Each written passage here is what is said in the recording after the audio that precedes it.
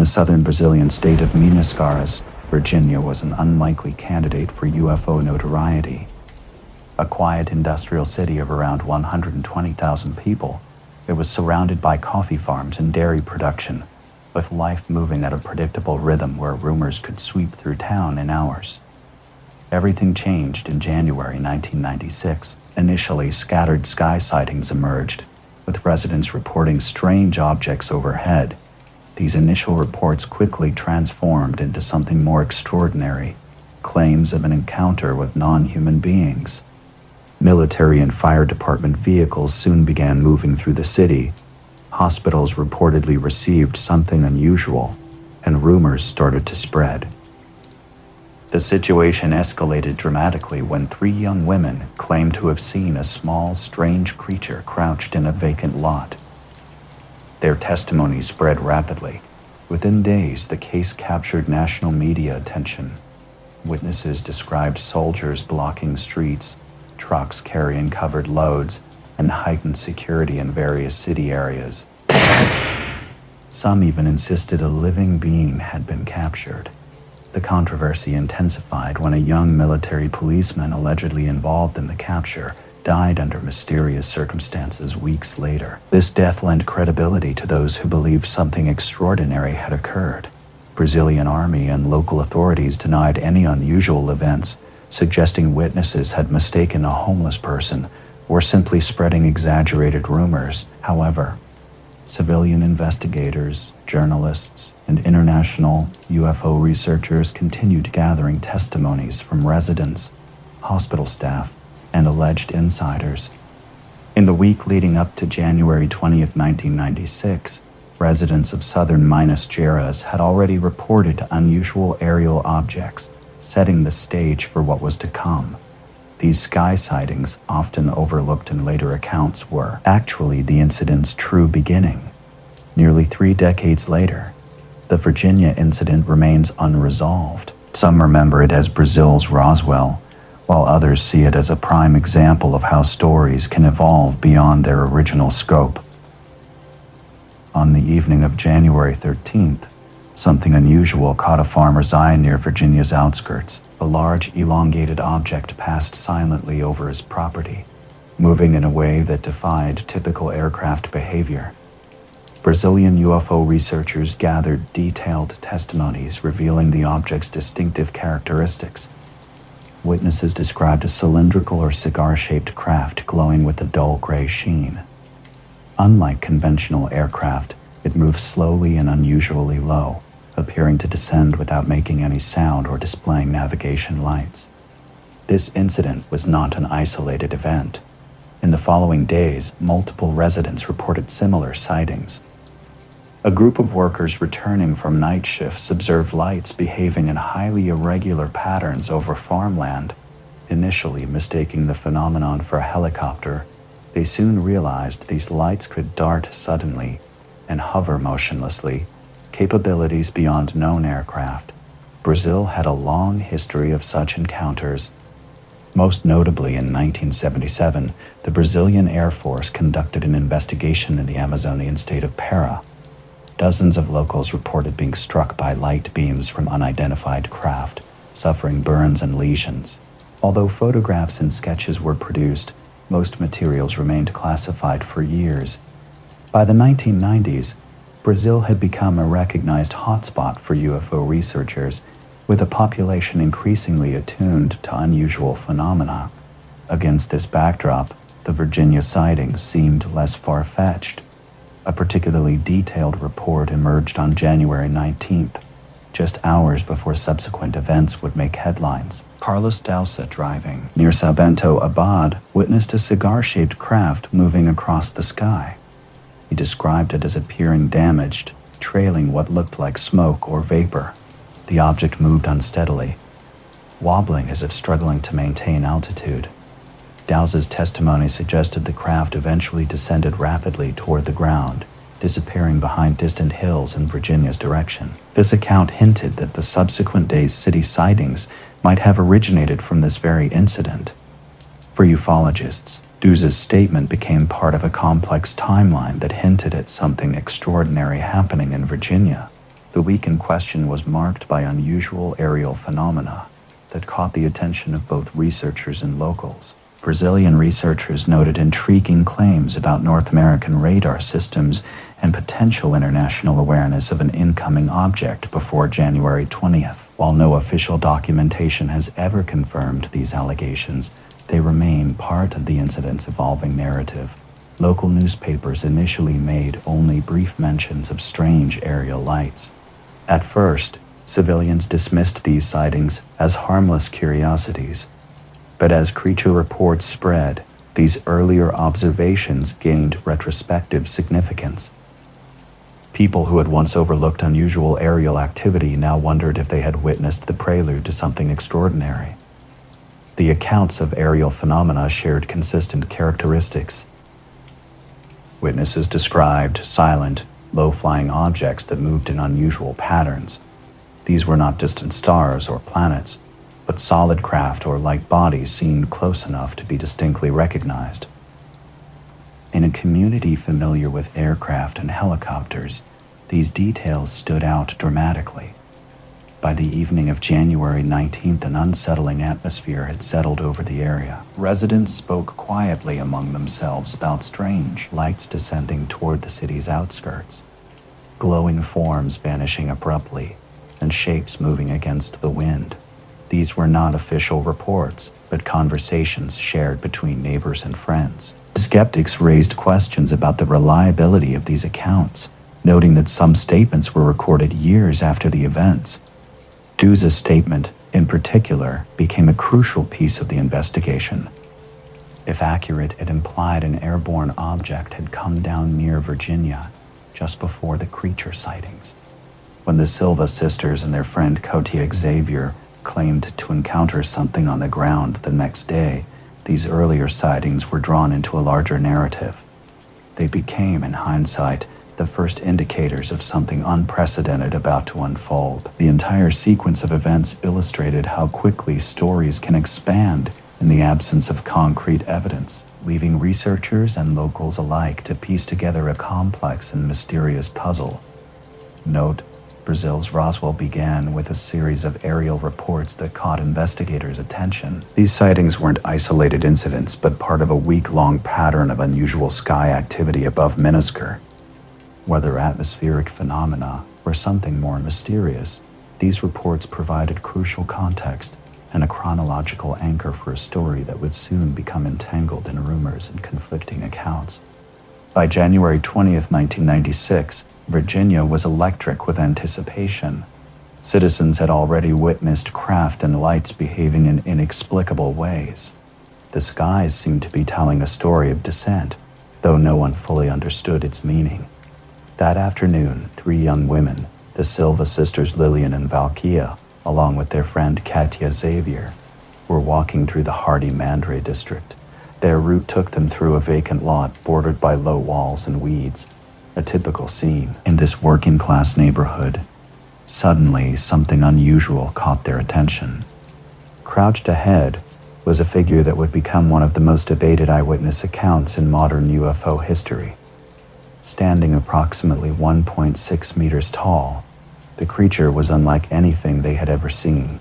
Its brown, oily skin glistened in the afternoon light, and its head was disproportionately large with strange ridges across the crown. Most striking were its enormous, glowing red eyes, fixed directly on them. The creature was positioned low against a wall, its posture suggesting weakness or injury. The 3 women were frozen in shock and fear. Liliane later recalled her mind struggling to comprehend the figure before her. Valkyria described an overwhelming sense of terror. Katia, the oldest, noted that the being seemed simultaneously frightening and fragile, alien yet not aggressive. Their collective impression was that it was not preparing to confront them, but crouching due to some inherent weakness. Its body trembled slightly, and its head moved with apparent difficulty. For a moment that seemed to stretch into eternity, the 3 stood in stunned silence, confronted by a being completely beyond their understanding. Racing home through the streets, 2 young sisters, burst through their front door, gasping and shouting for their mother, Marca Silva. They spoke in fragmented bursts about a strange creature with red eyes crouching in the lot. Initially skeptical, March Silva watched her daughters carefully. Their trembling voices and pale faces suggested they truly believed what they had seen. Katia, the older and typically more rational sister, corroborated their story. Within hours, the account spread beyond their home, whispers traveling through the neighborhood and district. In a city the size of Virginia, such a story couldn't remain contained. People began walking past the lot, hoping to catch a glimpse of something unusual. No one else reported seeing the being, but the testimony of 3 ordinary young women was enough to spark widespread curiosity and unease. Their description was remarkably detailed and consistent. This was no ordinary encounter with an odd or deformed figure. The creature possessed oily brown skin reminiscent of wet leather, an abnormally shaped head with bulging veins, and eyes that glowed unnaturally. Its posture suggested weakness or injury. These precise details would later form the foundation of what ufologists called the first contact moment of the Varginha Incident. Reactions varied among neighbors. Some laughed and dismissed the story as pure imagination. Others felt unsettled, especially those who remembered unusual light sightings in the skies during the previous week. A narrative began to take shape. Something had descended from the sky, and now something had been seen on the ground over the following days. The girls provided multiple statements to investigators, journalists, and ufologists.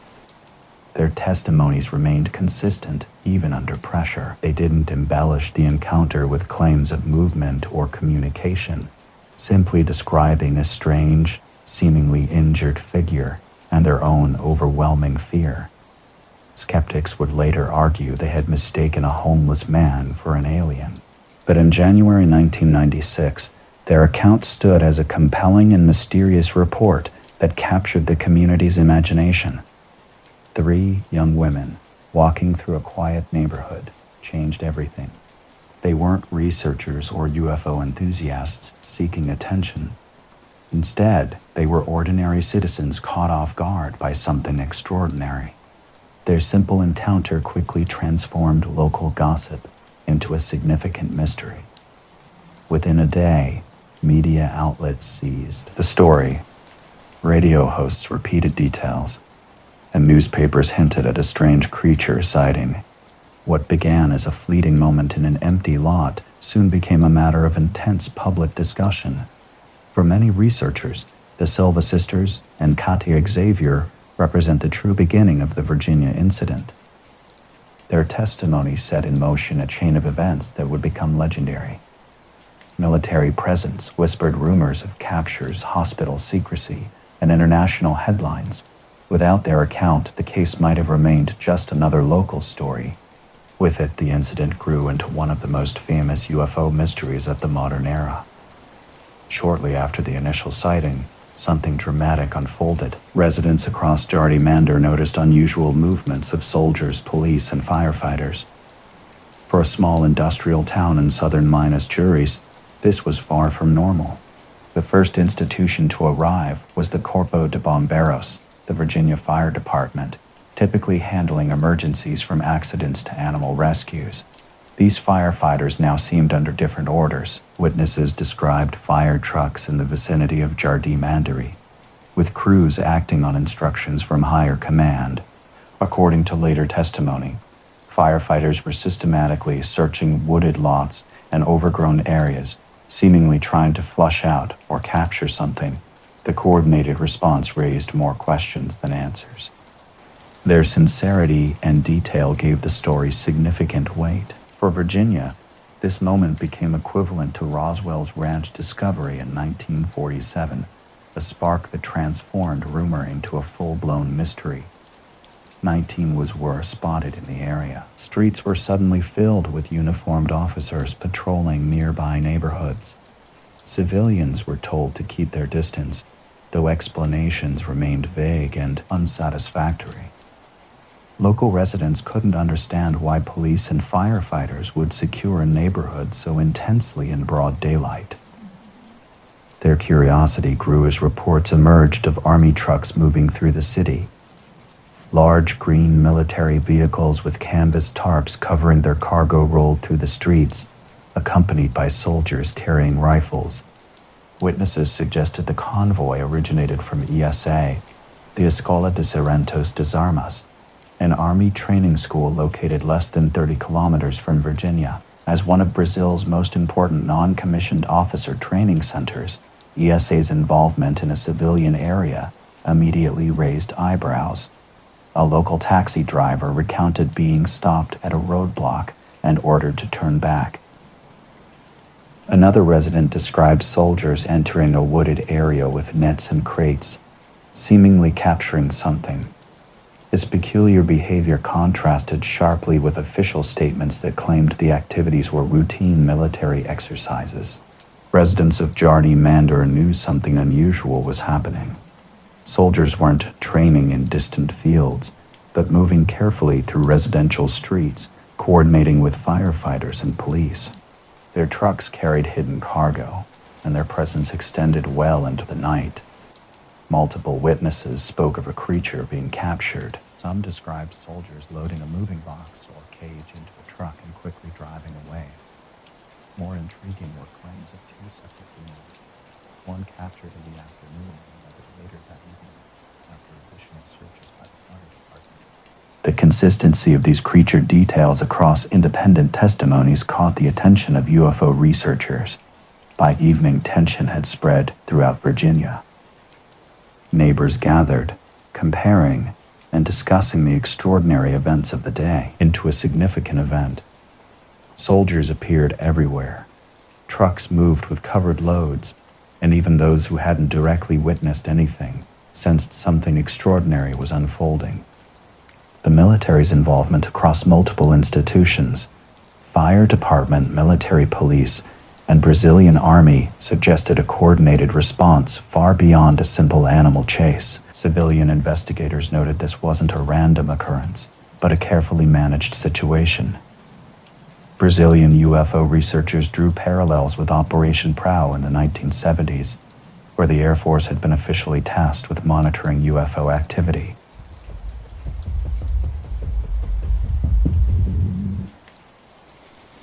While no such formal admission existed in this Varginha incident, the behavioral similarities were striking. Skeptics argued the military presence might be overstated, pointing out that ESSA regularly conducted training exercises and truck movements didn't automatically indicate something extraordinary. Yet, they couldn't ignore the numerous witnesses reporting soldiers and vehicles in Jardim Mandor. Residents shared unsettling encounters. A shopkeeper recalled being firmly told to go home when approaching a blocked street. A young cyclist mentioned being warned away from an area where trucks were parked behind trees. To UFO researchers, these subtle details suggested deliberate efforts to prevent civilian observation. By nightfall, the area had grown quiet, but across the city, speculation ran wild. People previously uninterested in UFOs were now discussing the Army's mysterious activities. The combination of uniformed soldiers, hidden cargo, and unusual fire crew operations created an atmosphere of intrigue. The events of January 20th effectively established a new chapter in the investigation. If the first chapter covered aerial sightings, and the second centered on the girl's encounter with a strange being, this military response became the third, significant component of an increasingly complex narrative. Whatever the truth, military convoys rumbling through a civilian district lent a gravity to the incident that no mere rumor could achieve. It wasn't just a tale told by frightened teenagers. The visible presence of armed forces suggested something critical needed containment. Though trucks and soldiers soon disappeared, the impression lingered. Civilians would not forget what they witnessed. For ufologists, a sharp question emerged. If nothing unusual occurred in Varginha, why did the military respond as though something critical had happened? The story's trajectory shifted from open streets to restricted hospital corridors. Witnesses began claiming that the alleged beings were taken to medical facilities, not military bases. The narrative transformed from scared girls and curious neighbors to doctors and nurses suddenly instructed to maintain silence. The regional hospital of Varginha first entered the accounts. Residents told investigators about a military convoy arriving late on January 20th. Trucks reportedly entered side entrances typically unused for routine emergencies. Soldiers stood guard while something was carefully unloaded. Witnesses described different details. Some mentioned a small canvas-covered box, others an object requiring multiple men to carry. Its contents remain unverified. Hospital staff rumors spread quickly. Anonymously, nurses reported being ordered out of certain wards. One section was allegedly sealed, with entry limited to senior doctors and military personnel. Some accounts mentioned protective gear, though specifics varied. These claims suggested something potentially biological and hazardous had been brought in. Attention soon shifted to Humanitas Hospital. Researchers noted that within days, another transfer occurred. This time, the purportedly living being was moved under armed guard to this private facility with enhanced capabilities. Witnesses again described unusual nighttime activity. Trucks arriving under escort, staff mysteriously removed. Multiple civilians across different parts of Virginia shared consistent stories about nighttime convoys and hospital encounters. Their accounts weren't isolated to a single family or neighborhood, but spread with credibility through connections of people who claimed close knowledge of the events. What made these narratives compelling were the specific details that researchers found difficult to dismiss as mere rumors. Nurses described an unusual, unpleasant odor unlike anything in standard medical practice. Hospital staff reportedly exhibited a palpable sense of fear, with some doctors allegedly warning colleagues not to discuss what they had witnessed. Investigators like Victoria Pacchini and Uberjara Rodriguez collected these testimonies, noting their striking consistency. While skeptics argued that hospitals naturally breed speculation and exaggeration, especially in a city already fascinated by UFO stories, the sheer number of similar accounts kept the narrative alive. A key point of discussion centered on claims about a second being brought to Humanitas Hospital. Testimony suggested the being was alive upon arrival, with doctors attempting treatment before being overruled by military officers. The entity allegedly survived briefly before dying, after which its remains were completely removed from the facility. Early morning trucks, carefully covered and escorted, were spotted leaving the hospital. Their destination remained uncertain, with some speculating they headed toward Escola de Sargentos das Armas Isa in Tres Coraço, while others believed the materials were ultimately transported by air out of Brazil. From an investigative standpoint, this hospital phase represents the most challenging segment of the Varginha incident. Multiple independent testimonies describe unusual activity, military presence, restricted hospital access, and nighttime convoys. Yet paradoxically, no physical evidence exists. No medical records, no photographs, and no staff willing to formally testify. The story fundamentally resides in the tension between witnessed accounts and verifiable documentation, leaving its true nature perpetually unresolved. Outside rumors and internal whispers painted a picture different from official statements. Regional and Humanitas hospital administrators publicly denied anything unusual, dismissing claims of quarantined wards and military involvement as mere rumors.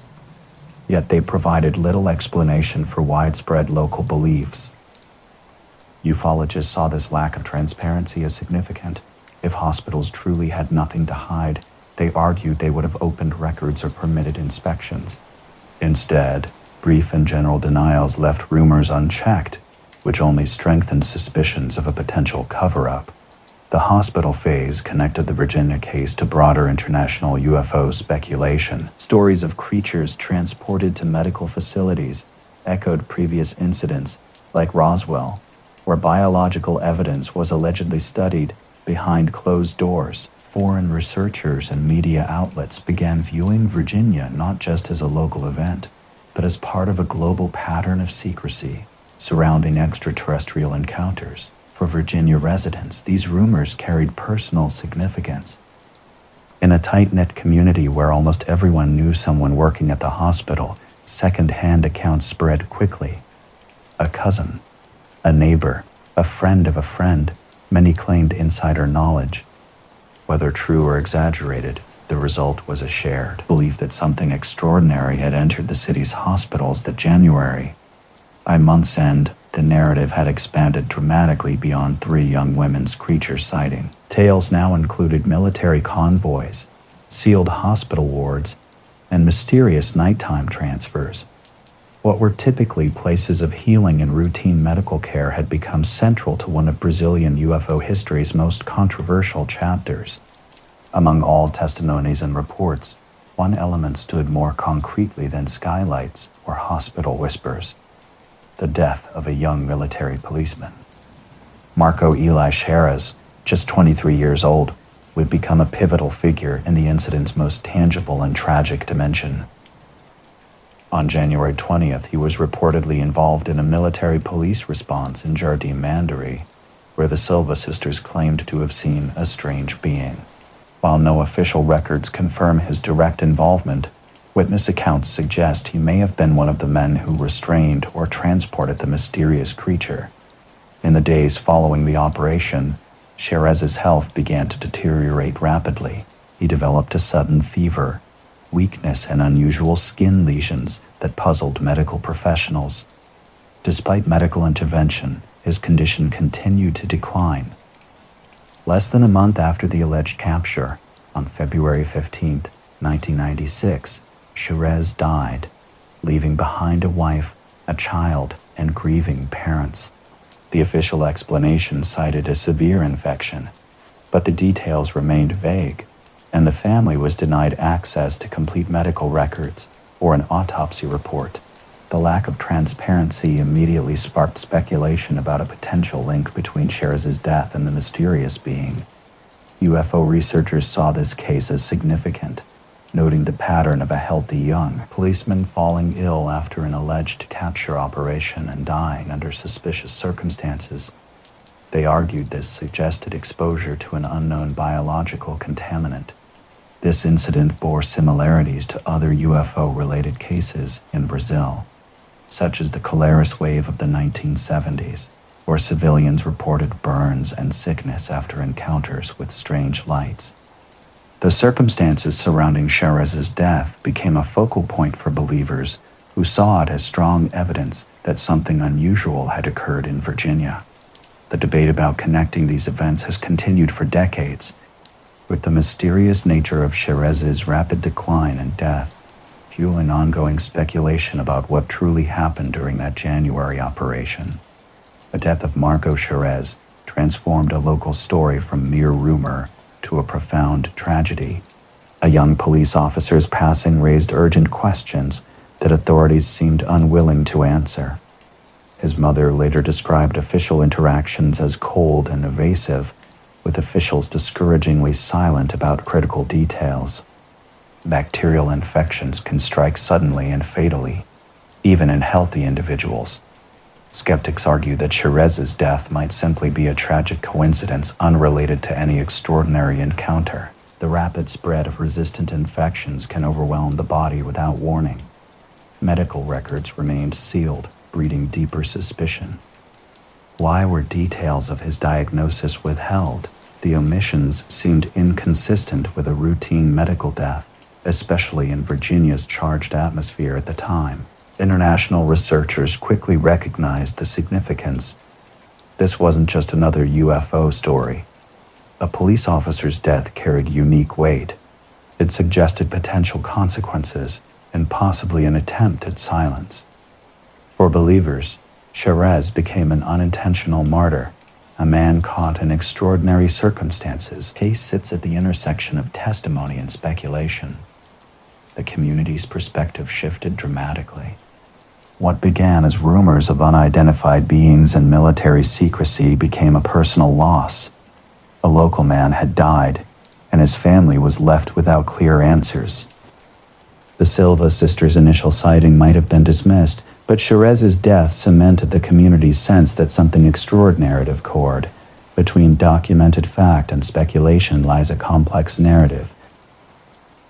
On one side, there's the undeniable reality of a young life cut short. On the other, an absence of verifiable documentation linking his illness to alleged extraordinary events. The funeral of a young policeman was real, undeniable, and impossible to ignore. Bianca. Soldiers and trucks might have been a coincidence, but around town, people whispered the same conclusion. He had been contaminated by whatever the army had captured. Marco Eli Cherez's name continues to echo through discussions of the Varginha case. Nearly 3 decades later, his death remains one of the most troubling unresolved elements of the story. Whether a tragic coincidence or a direct consequence of contact with the unknown, it gave the incident a dimension no one could easily dismiss. The story of Varginha was no longer just about what people thought they saw. It was about what a young man may have paid with his life. As word of the Varginha sightings spread through the Brazilian press, authorities began issuing explanations. Military police, army commanders, and zoo administrators were all called to comment. They offered a mixture of denials and alternative explanations designed to quiet speculation. The primary narrative centered on a local explanation.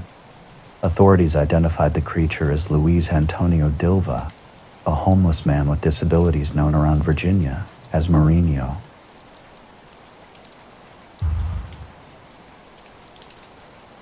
According to officials, the 3 girls had been startled by his unusual appearance and poor health, mistaking him for something otherworldly. Humid conditions and fear, they argued, had exaggerated their perception. Yet those who directly interviewed the witnesses told a different story. The Silva sisters and Katia had known Marinho. They insisted the being they encountered was nothing like him. The eyes, the oily skin, the crouched posture. None of it matched the man they recognized. The contradictions between official statements and civilian testimonies only fueled suspicion that something was being concealed. Skeptics pointed out how eyewitnesses in moments of fear can misinterpret ordinary figures as extraordinary. In their view, what the girls saw was a tragic case of mistaken identity, magnified by rumor into an alien encounter. The Varginha Zoo experienced a cluster of 7 animal deaths during the same week that sparked intense local speculation. While officials claimed the fatalities resulted from contaminated food or a bacterial infection, many residents found the timing suspicious. Multiple witnesses reported seeing an unknown creature in the area, and military movements through the city added to the intrigue. Soldiers were posted in neighborhoods, and convoys traversed the streets at night. The Army's Eastern Region Command held press conferences, insisting these were routine training exercises and urging the public not to spread rumors. However, witnesses described a different scene. They recalled being actively warned away from certain streets, observing soldiers with drawn weapons, and seeing cargo covered by tarps. For locals familiar with military presence, given the nearby ESA training academy, these activities felt far from ordinary. Ufologists drew parallels to the 1947 Roswell incident, where the U.S. military first announced a flying disc recovery before quickly changing the narrative to a weather balloon explanation. The Marinho account seemed similarly convenient, a potential attempt to quickly dismiss extraordinary events. Contradictions emerged not just in testimonies, but in how information was released. Initial press coverage mentioned fire department responses to unusual calls, which were later downplayed. Hospital administrators denied anything significant occurred, yet civilians insisted they witnessed military convoys arriving at regional and humanitas hospitals under cover of darkness. Each official denial seemed to fuel more speculation rather than quell public curiosity. The more the military tried to present these events as routine, the more suspicious the circumstances appeared to those investigating the incident. Not a mystery unfolded in Virginia, where local officials and authorities struggled to maintain a consistent narrative about an unusual event. Different accounts emerged from various sources. A local official suggested that what people had witnessed might have been a pregnant woman crouching. Meanwhile, a firefighter claimed their unit was called to assist with a strange animal. These shifting explanations created an impression of improvisation. To the public, it seemed officials were desperately searching for any plausible story rather than presenting a clear truth. Skeptics argued that these contradictions resulted from poor communication, not deliberate deception. Rumors spread quickly in small communities, and reporters pressured local officials for immediate answers. From this perspective, scattered explanations mirrored scattered rumors, rather than indicating a coordinated cover-up. For believers, one crucial fact stood out: the number of ordinary citizens who maintained their stories despite facing pressure, ridicule, and denial. Neighbors who reported seeing convoys, nurses speaking of restricted wards, and families told to stay indoors were not sensationalists seeking attention. These were credible witnesses quietly sharing their experiences. To dismiss all of them as mistaken seemed more far-fetched than acknowledging that something unusual had occurred. The debate between cover-up and misunderstanding continues. The official explanation portrayed the incident as an unfortunate mix of misidentified individuals, routine military activity, and rumors amplified by the press. However, skeptics saw a pattern resembling deliberate information control, similar to strategies used in other famous UFO cases worldwide. What remained clear was that the official story failed to erase public belief. In fact, it might have strengthened it. The more the Army and local officials dismissed accounts, the more Virginia residents became convinced something was being hidden. For many, the explanations were not answers but evidence of silence. While officials quickly denied anything unusual had happened, the story refused to fade. Instead, it attracted the attention of Brazil's civilian UFO researchers, who began conducting their own independent investigations. No two key figures emerged as central investigators of the Varginha Incident: Uberara Rodriguez, a respected lawyer and UFO researcher, and Victorio Pochini, deeply connected within the Brazilian UFO community. Within days of the alleged creature sighting, they launched a systematic investigation. Over subsequent months, their research gathered momentum. They collected more than 100 testimonies from a diverse range of sources: civilians, hospital staff, firefighters, and individuals claiming military connections. Their methodology was rigorous, recording statements, meticulously cataloging details, and cross-referencing accounts for consistency. Military involvement became a recurring theme in witness reports. Civilians consistently described soldiers blocking streets, transporting crates, and moving under cover of darkness. Particularly revealing were multiple independent accounts of military trucks operating around Jardim, Mandir, and city hospitals. Hospital staff provided some of the most intriguing testimonies. Nurses reported unusual ward restrictions, with access denied even to regular employees. One nurse described an unfamiliar odor permeating the air, unlike anything encountered in her medical experience. Another mentioned protective equipment being used, though she could not confirm the contents of the quarantined room. These accounts suggested to UFO researchers the presence of an unknown biological entity. Pocuccini claimed direct communication with military insiders, who confirmed the capture of one or more beings. According to these sources, the creatures followed a specific transport route, first to a regional hospital, then to Humanitas, and ultimately moved under military guard to facilities outside the city. Some of the most dramatic allegations suggested the remains, or possibly a living specimen, were transported to the Escola de Armas Isa de Intrasoroso, then flown to Campinas Air Base. From there, some claimed the material might have been transferred to the United States, a controversial aspect that continues to fuel speculation about the incident's true nature. No definitive proof exists that American authorities were involved. However, rumors of a collaborative effort spread widely in UFO circles. Some claimed U.S. aircraft were spotted in Campinas, while others suggested the Brazilian military sought help when confronting something beyond their capabilities. These unconfirmed speculations added an international dimension to the story, drawing parallels to Roswell and other alleged UFO recoveries.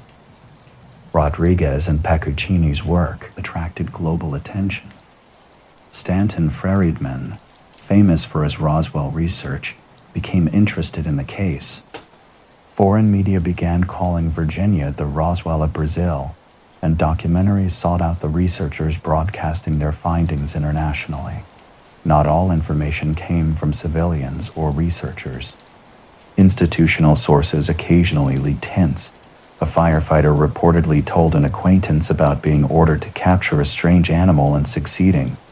Another account suggested military personnel were threatened with punishment for discussing their experiences.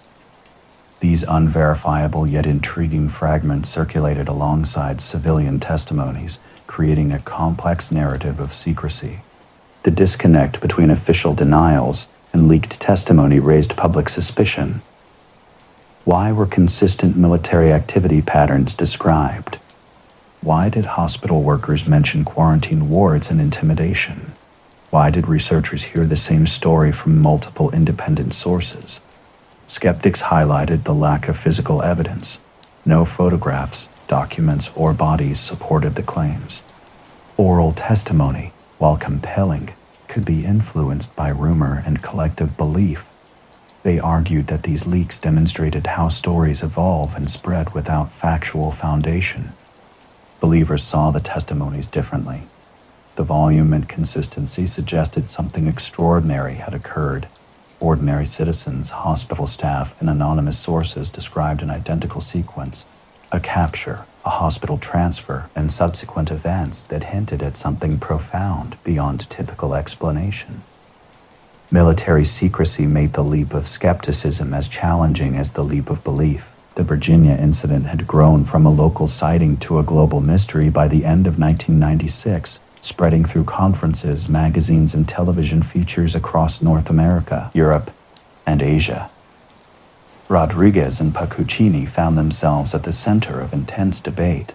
Some praised their dedication, while others criticized their conclusions. They were seen as both defenders of truth and overly credulous investigators. Their names becoming as linked to this case as Stanton Friedman's was to Roswell. At the heart of the story were the whispered, recorded, and sometimes leaked testimonies. Witnesses spoke of nighttime convoys, sealed hospital wards, and strict orders of silence. Whether viewed as evidence of truth or simply the result of rumor, these accounts formed the incident's core narrative. For researchers, the fundamental question had shifted. It was no longer whether something had happened in Varginha, but what exactly occurred, and why so many seemed determined to keep it hidden. When the story reached the national press, it attracted not just believers, but also skeptical researchers and scientists seeking ordinary explanations. They viewed the extraordinary details as likely resulting from misidentification, rumor, and cultural influences. A prime example was the creature described by the Silva sisters and Katia Xavier. Authorities quickly identified the figure as Luis Antonio Dilva, a local homeless man with disabilities known as Modino. His unusual appearance and disoriented street wandering led skeptics to argue that the young women, startled in a vacant lot during a heated afternoon, might have perceived him as something far more strange. Psychologists supported this perspective, noting how fear can distort memory and amplify seemingly minor details. Eyewitness accounts can be inherently unreliable under stress. Note red eyes that might have been sunlight reflecting off moist surfaces or even the Earth's color could easily be mistaken as part of a figure's features. Sweat or dirt might explain what appeared to be oily skin. Skeptics saw the incident not as an otherworldly encounter, but as a case of mistaken identity. Zoo animal deaths during the same week became another point of discussion. While UFO enthusiasts found the timing suspicious, zoo officials attributed the fatalities to contaminated food. Infections, bacteria, and feed mishandling are common in captivity, they argued. The coincidence with UFO rumors was unfortunate but not necessarily significant. Military activity in the region provided another explanation for strange sightings. The Escola de Zorentos de Armas in nearby Torosso regularly conducted training exercises. Trucks moving through Varginha, soldiers patrolling neighborhoods, and roadblocks could be routine maneuvers. Civilians unfamiliar with military operations might misinterpret these activities, especially during the charged atmosphere of January 1996. Journalist Gennaro Mori was among the most vocal skeptics. He highlighted the complete lack of physical evidence, no photographs, videos, medical records, or material proof of a captured being. The case rested entirely on eyewitness testimony, which is inherently unreliable. Contradictions abounded in the accounts. Witnesses disagreed on fundamental details. Some described one being, others two. Some claimed the entity was alive, others said it was dead. Reports varied wildly about military vehicles. Their number, type, and timing differed. Hospital staff provided conflicting accounts, with some mentioning strange odors and quarantines, while others denied anything unusual. These inconsistencies pointed to the unreliability of memory and how stories naturally evolve when retold. Cultural context played a significant role in understanding these claims. Brazil had a long history of UFO stories, from 1940s Baruca photographs to the 1970s, Oprah Cerrado, popular media, magazines, television, and radio frequently covered UFO encounters, creating a fertile ground for speculation and imagination. When strange events unfolded in Virginia, the local community quickly began interpreting unusual occurrences through an extraterritorial lens. Soldiers were seen in the area, and young women reported encountering a mysterious creature. Small communities are fertile ground for story expansion, and rumors spread rapidly. The national media's involvement amplified the narrative, creating a feedback loop where new claims constantly emerged. Ufologists collected numerous testimonies that were difficult to dismiss entirely. While some accounts might have been exaggerated, certain consistent details challenged straightforward explanations. Witnesses described similar elements: a strange being's crouching posture, unusual hospital odors, military vehicles moving at night that seemed to defy simple misidentification. The challenge for skeptics was explaining how multiple independent observers could converge on such specific details without an extraordinary underlying event. Debates became polarized. Believers highlighted witness sincerity, official secrecy, and the death of policeman Marco Alex as evidence of something remarkable. Skeptics countered by emphasizing the absence of physical proof and the natural human tendency to embellish stories. One point of agreement emerged. The incident had gripped the nation's imagination and demanded thorough investigation. Internationally, researchers recognized the case's significance in UFO lore while simultaneously acknowledging the lack of concrete evidence. The Roswell of Brazil title brought attention but also set extremely high expectations. Without material proof, the Varginha Incident risked becoming just another mysterious story. Yet skeptical explanations failed to completely erode public belief. For believers, official denials seemed like calculated cover-ups. For skeptics, the persistent alien narrative demonstrated the power of collective belief. The divide between believers and skeptics remained sharp, with each side interpreting the same events through fundamentally different perspectives.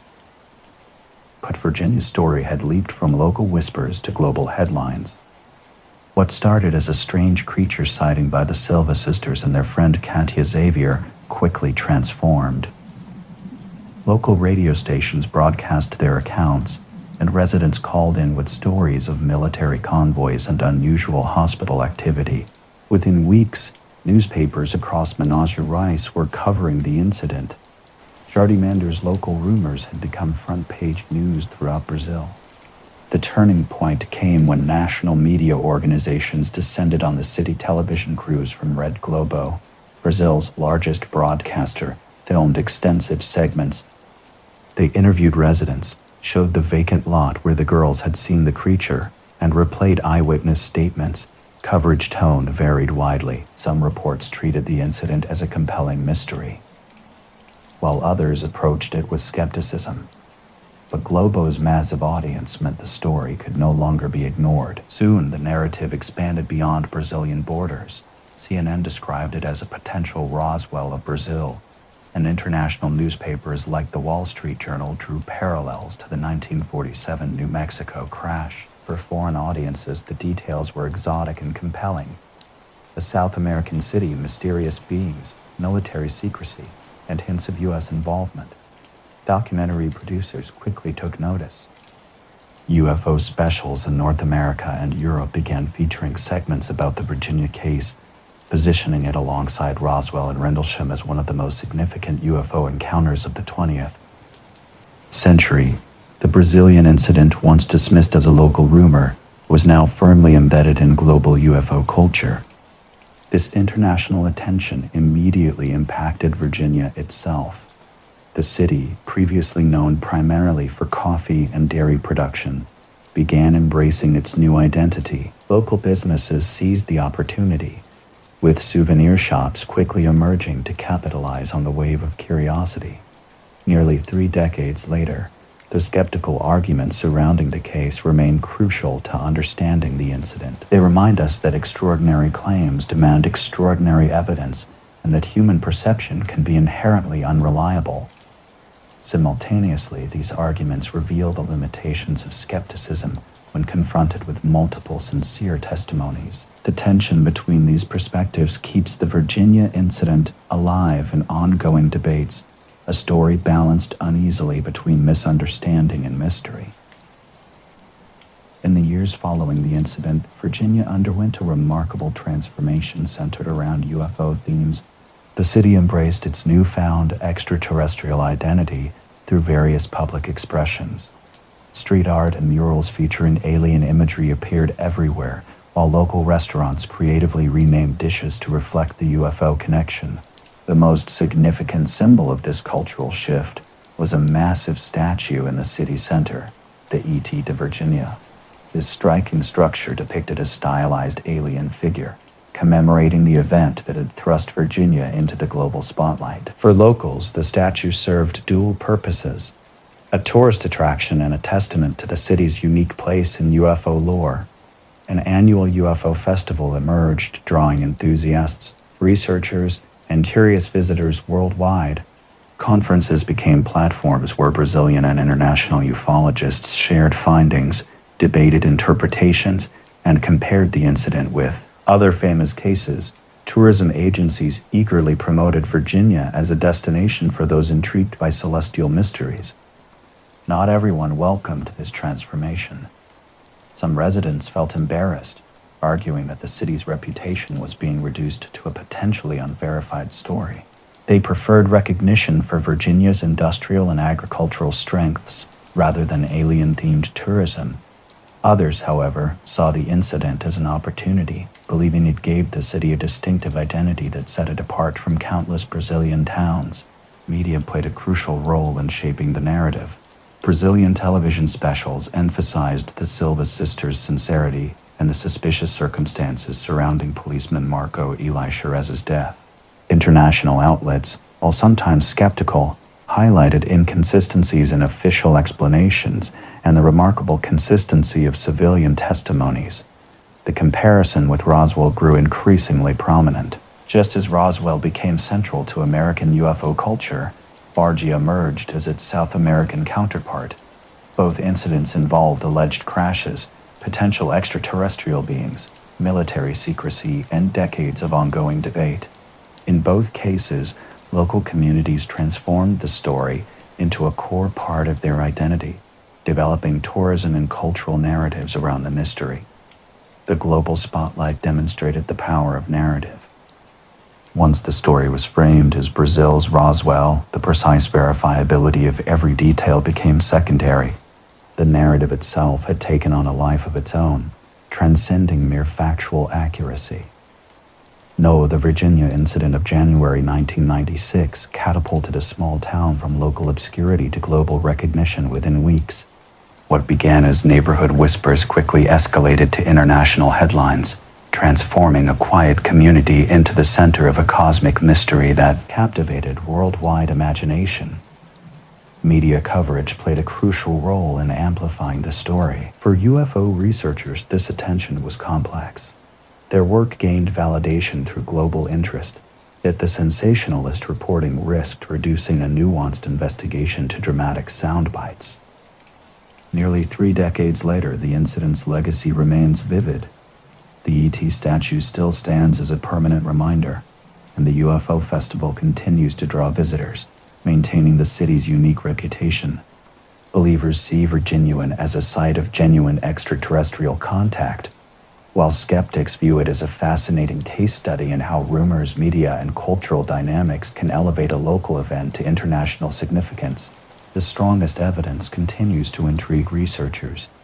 3 young women consistently described an encounter with a being unlike any human or known animal.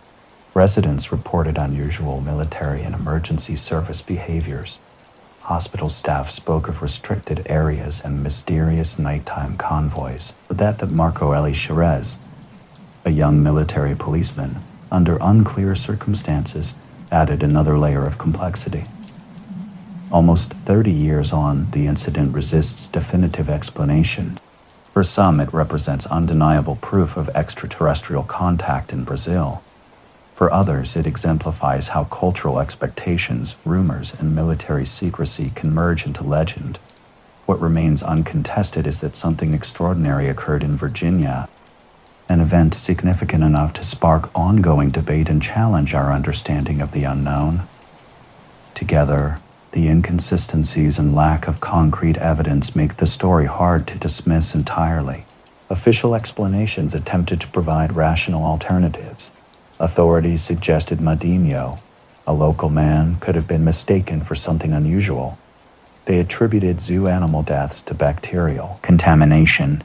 Military commanders claimed their trucks and roadblocks were part of routine training exercises. Each explanation seemed plausible on its own, but the lack of consistency and reluctance to provide clear documentation left many unconvinced. Years later, the Brazilian government released large portions of UFO-related files, including material from earlier sighting waves. However, nothing substantial emerged about Varginha. Believers saw this silence as proof of high-level classification. Skeptics viewed it as evidence the incident was never formally investigated due to its lack of official significance. The absence of documentation only deepened the mystery. Witnesses' accounts varied widely. Some described a single being, others multiple. Some insisted the entity was alive, while others claimed it was dead. Reports of hospital transfers and convoy movements differed from one testimony to another. No photographs, physical materials, or declassified reports have ever confirmed the existence of beings. Yet the case has transcended its original moment of confusion. Varginha has secured a permanent place in UFO history. The comparison to Roswell, initially made casually by journalists, has become definitive. An ET statue stands in the city center. Festivals, conferences, and tourism continue to attract visitors annually. 3 distinct interpretations emerge when examining the case. The extraterrestrial hypothesis argues that beings were actually captured. Proponents cite the Silva sisters' testimony, the coordinated presence of firefighters and soldiers, hospital secrecy, and Cher's death as evidence. This view sees Brazil's incident as its own Roswell, a crash, recovery, and potential official cover-up, possibly involving U.S. intervention. The concealment hypothesis suggests authorities did hide something, though not necessarily extraterrestrial in nature. Ultimately, the case has become a cultural symbol and a reference point for how extraordinary stories are told and remembered.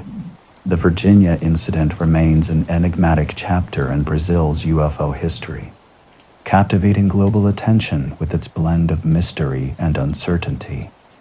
For the people of Varginha, the story is deeply personal. Some remember the fear and excitement of 1996, when their city seemed to host something extraordinary, while others feel embarrassed by the alien association, preferring to be known for coffee and industry. Multiple interpretations attempt to explain the events. One perspective suggests the incident might have been a dangerous biological occurrence, a hazardous material spill, or the capture of a deformed animal or person. Military involvement could reflect an effort to control a sensitive terrestrial situation, driven by an instinct to withhold information from civilians. Another view, the sociocultural hypothesis, sees the entire incident as a product of coincidence and rumor. Perhaps the girls encountered an ordinary figure like Marinho. Military trucks were simply training, and zoo animals died from natural causes. Each mundane event was magnified by Brazil's strong UFO culture, local gossip, and media eager for a dramatic narrative. No new evidence has emerged to definitively settle the matter. Believers and skeptics remain locked in debate, each side convinced their interpretation best explains the facts. The incident contains every element of a UFO mystery: strange beings, military secrecy, hospital rumors, denials, contradictions, and cultural transformation. Yet no resolution. Nearly 30 years later, one thing is certain: the Varginha Incident has not faded. It continues to inspire documentaries, conferences, and debates, remaining Brazil's most famous UFO case and one of ufology's most haunting mysteries. Beings were truly captured. The military concealed something, or the story emerged from coincidence and fear. The truth remains out of reach.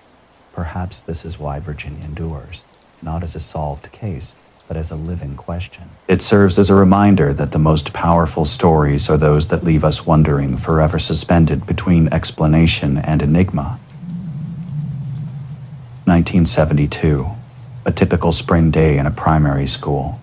The schoolyard buzzed with ordinary sounds: children playing, a football skidding across dusty ground, laughter echoing under corrugated tin roofs. Suddenly, everything stopped. One by one, children froze. A boy mid-kick. A girl chasing her friend, their gazes lifted skyward.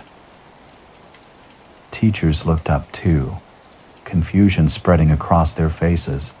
High above them, something impossible hung suspended, a metallic disc, broad and flat, gleaming in the noonday sun, unlike anything they'd seen before. No wings, no tail, no drifting, just hovering, deliberate and silent.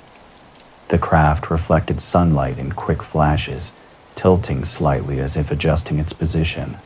Always watching, older boys pressed against the wire fence, desperate to keep it in sight. Younger children huddled together, wide-eyed and trembling. Teachers stepped forward, trying to calm the mounting panic, but their own voices betrayed their fear. One teacher later recalled initially thinking it was a weather balloon. That notion quickly dissolved. Balloons don't stop and start. They don't shimmer with metallic edges. They certainly don't vanish with such impossible speed. For several breathless minutes, the scene remained frozen.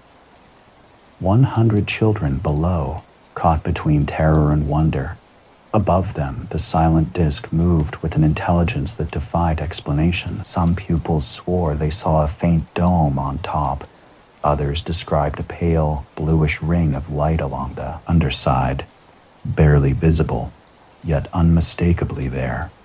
And a glinting metallic disc hovered above the school playground, its movements mechanical and deliberate, according to a science teacher watching from the veranda.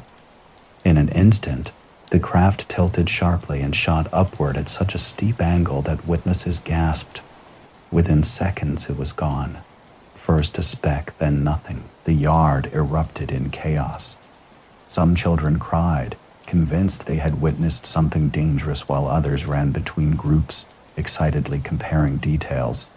One boy claimed to have seen windows on the dome, and a girl insisted smaller lights flickered beneath the disc. Teachers quickly gathered their pupils, herding them toward classrooms while whispering urgently among themselves. That afternoon, dozens of children carried home the same extraordinary story. Parents initially dismissed the tale but grew uneasy when they realized the children's descriptions matched almost word for word. By evening, after speaking with teachers who confirmed the sightings, skepticism transformed into concern. The local Rand Daily Mail printed a small article with a simple headline, "Strange Object Reported Over Johannesburg School." While avoiding speculation, the report gained credibility from adult witnesses willing to stand by the account. In subsequent weeks, amateur investigators visited the school, interviewing children and collecting their drawings. The sketches, gathered separately, revealed a remarkable consistency. A researcher noted the extraordinary uniformity across age groups, with children too young to understand UFO concepts drawing almost identical shapes. A broad disc with a dome and faint underside glow. The South African UFO Bureau quietly logged the incident. Though no official government statement emerged, rumors persisted about military involvement. Some believed the South African Air Force maintained a confidential file reflecting the era's heavy guarding of military intelligence and discouragement of public discussion about unexplained aerial phenomena. Researchers whispered about radar operators at a nearby base who had reportedly logged unusual returns on the day of the sighting. Nor reports of strange aerial objects swept across South Africa in the 1970s. Pilots near Cape Town described glowing discs pacing their planes, while farmers around Pretoria spotted metallic objects hovering over their fields. Within this context, a remarkable incident unfolded in a Johannesburg schoolyard. Multiple teachers and dozens of children witnessed an event that defied conventional explanation. Experts and investigators offered alternative theories, but none fit completely. Some suggested mass hysteria, a known phenomenon among school children. However, the careful testimony of multiple teachers and the consistent details across numerous witnesses made this explanation implausible. The event was not an isolated occurrence. In 1974, residents outside Port Elizabeth would later claim physical traces of a close encounter. For the children who witnessed the Johannesburg incident, the memory remained vivid well into adulthood. Decades later, some still spoke of the day recess transformed into an encounter with the unknown. They recalled the eerie silence, the object's shimmer, and how quickly the sky seemed to swallow it. One former pupil, interviewed as an adult, stated simply, "It wasn't a balloon. It wasn't a plane. We all saw it. It changed the way I thought about the world." Teachers who were present also carried this memory. Long retired, some privately admitted the incident continued to puzzle them. They remembered the object's illogical movement and the shock in their students' eyes. They recalled trying to reassure the children while knowing they themselves had no explanation. Internationally, the case remained relatively obscure, later overshadowed by the famous 1994 Roswell incident in Zimbabwe. Yet, in many ways, the Johannesburg event was its precursor. It shared key elements: a schoolyard setting, broad daylight, a hovering disc, multiple witnesses, and adults' persistent inability to explain the occurrence. The story passed into local lore, whispered among parents and retold by families. It never reached mythical status because too many credible witnesses existed. Instead, it settled into collective memory as a moment when something extraordinary briefly interrupted the ordinary lives of Johannesburg's children and teachers. Nor in a playground in Johannesburg something extraordinary happened. Grandchildren who witnessed it still described the same scene with vivid clarity, a metallic disc floating silently overhead, surrounded by a ring of light. The world seemed to stop in that moment, revealing sky-bound mysteries beyond comprehension. This schoolyard sighting remains unexplained. No experimental aircraft, meteorological phenomenon, or light trick has ever matched the witness's testimony. For them, this isn't speculation but a lived experience as real as any childhood memory. Researchers see this as a powerful reminder that extraordinary events don't always occur in remote, dark locations. Sometimes they unfold in the most ordinary settings, like a schoolyard full of children staring upward. On April 25, 2013, something equally remarkable unfolded over Aguadilla, Puerto Rico. A U.S. Homeland Security aircraft captured an unprecedented event on thermal infrared video.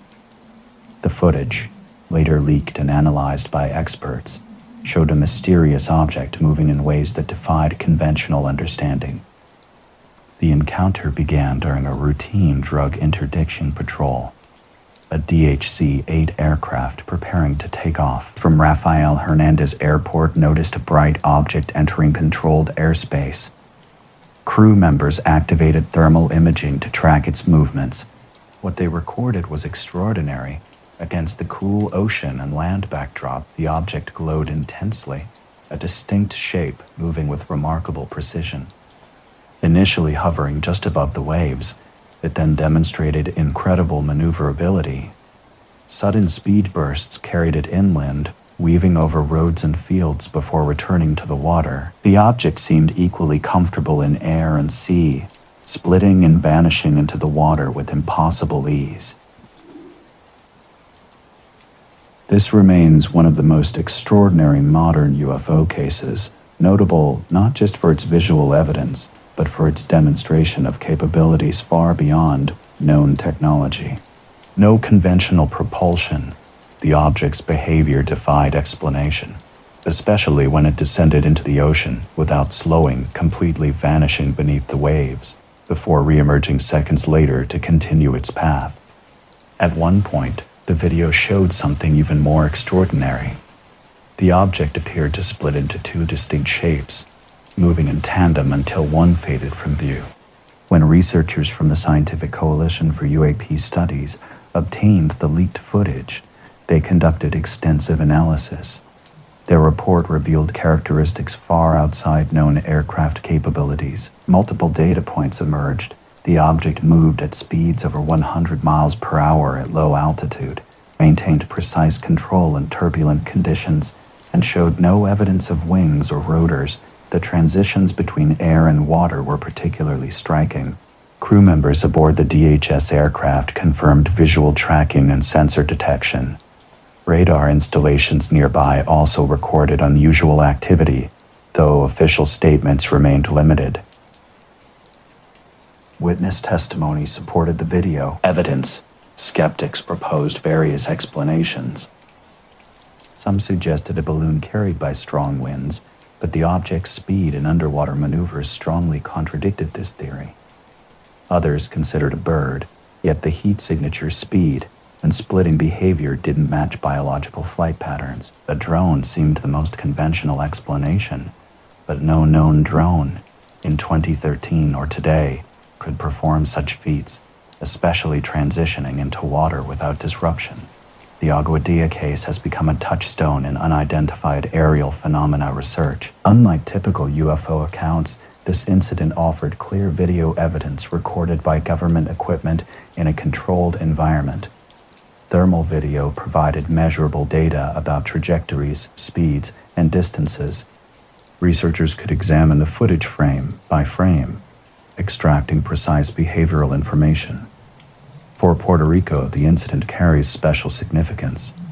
Something real, physical, be well, and truly unconventional had been documented in the skies and waters that night.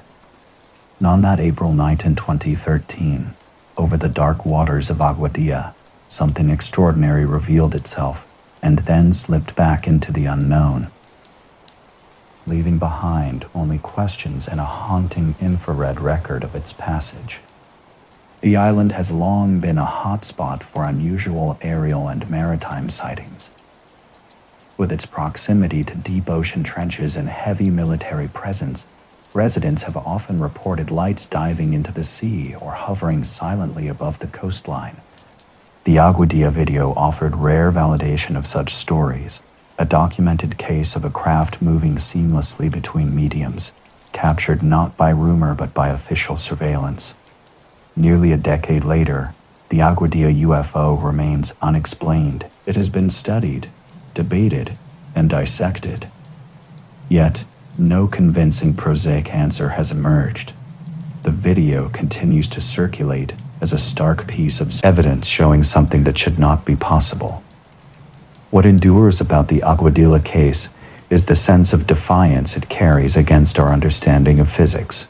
A craft without wings or rotors, outrunning aircraft, diving into the ocean, splitting in two, and vanishing, all recorded by the very systems meant to detect smugglers and intruders.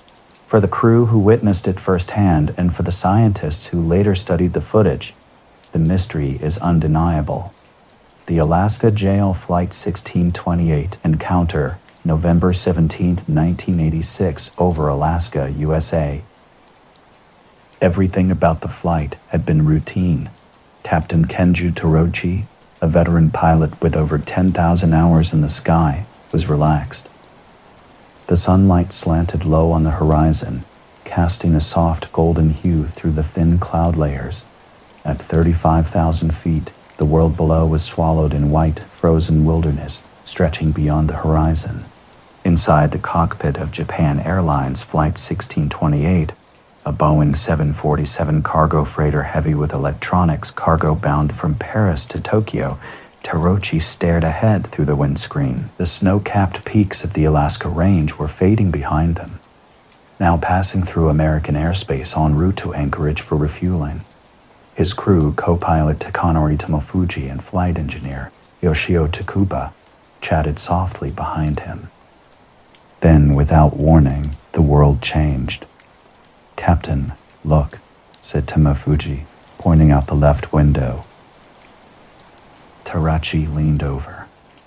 At first, he saw nothing. Then, two pale orbs appeared against the horizon. The night sky was alive with movement. Captain Tarachi's 747 flew through a backdrop of stars when strange objects caught his attention. These weren't ordinary aircraft. They glided alongside the plane slightly below and ahead, pulsing with an otherworldly light that seemed to breathe and change shape. Every time Tarachi blinked, the objects jerked and shifted with. No turbulence marked their impossible movements. He radioed Anchorage Center to report the encounter. "We have two unidentified objects moving with us at our altitude," he stated. The response was measured but uncertain. "Roger. No traffic in your vicinity." Suddenly, the objects surged forward. They positioned themselves directly in front of the 747, barely 500 feet away. A blinding light flooded the cockpit, forcing Tarachi to shield his eyes. Instruments flickered and static crawled across the radar. Tarachi would later describe them as two pairs of lights, resembling fire erupting from thrusters. For several minutes, the crew watched in stunned silence as the objects maintained formation, pulsing with an eerie energy before vanishing. But the encounter wasn't over. Moments later, a massive dark shape appeared behind them, so large it dwarfed the 747. Tarachi would later compare it to two aircraft carriers stacked together, a flattened walnut-shaped silhouette against the fading sky. The crew was visibly shaken. Tarachi requested course changes, and Anchorage Center granted permission. The 747 veered and descended, but the object followed persistently. Military and civilian radar stations at Allendorf AFB and Anchorage confirmed something extraordinary. A solid object moving near Flight 1628 with no transponder or known flight plan. As they approached Anchorage airspace, the object finally disappeared. Tarachi landed safely. The crew, physically unharmed but emotionally overwhelmed, immediately began their debriefings, struggling to comprehend what they had witnessed that night. Nor an extraordinary aviation event unfolded that would challenge official explanations and test the boundaries of what we understand about unexplained aerial phenomena. Captain Tarochi, a pilot who would become central to this story, chose to break ranks with typical military protocol by speaking openly about what he and his crew experienced. Unlike many similar incidents that might have been quietly filed away, Tarochi gave detailed interviews and created drawings of the encounter. His approach was professional and measured. He didn't spin wild theories or claim extraterrestrial involvement. Instead, he simply presented the facts as he and his crew had observed them. The FAA launched a comprehensive investigation. John Callahan, then Chief of Accidents and Investigations, meticulously reviewed radar tapes, voice recordings, and pilot testimony. What he discovered was deeply unsettling. Multiple radar returns showed a stationary object with no transponder and inexplicable behavior. Callahan would later state unequivocally that what they saw was not a conventional aircraft. He presented the data to multiple government agencies. The CIA, FBI, and Air Force were all briefed. Yet he was subsequently instructed to maintain silence about the incident. The encounter involved 3 trained aviation professionals who witnessed something that defied standard explanation. Military and FAA radar confirmed the presence of a solid object. The flight crew's calm, professional response suggested this was no ordinary event. Not panic, not confusion, but something fundamentally different. In 1987, facing mounting media pressure, the FAA reassigned Tarochi to a desk job, a move widely interpreted as punitive. Pilots, unions, and the public criticized the decision, seeing it as retaliation for telling his truth. After several years, Tarochi was reinstated and continued flying until retirement, never wavering from his original account.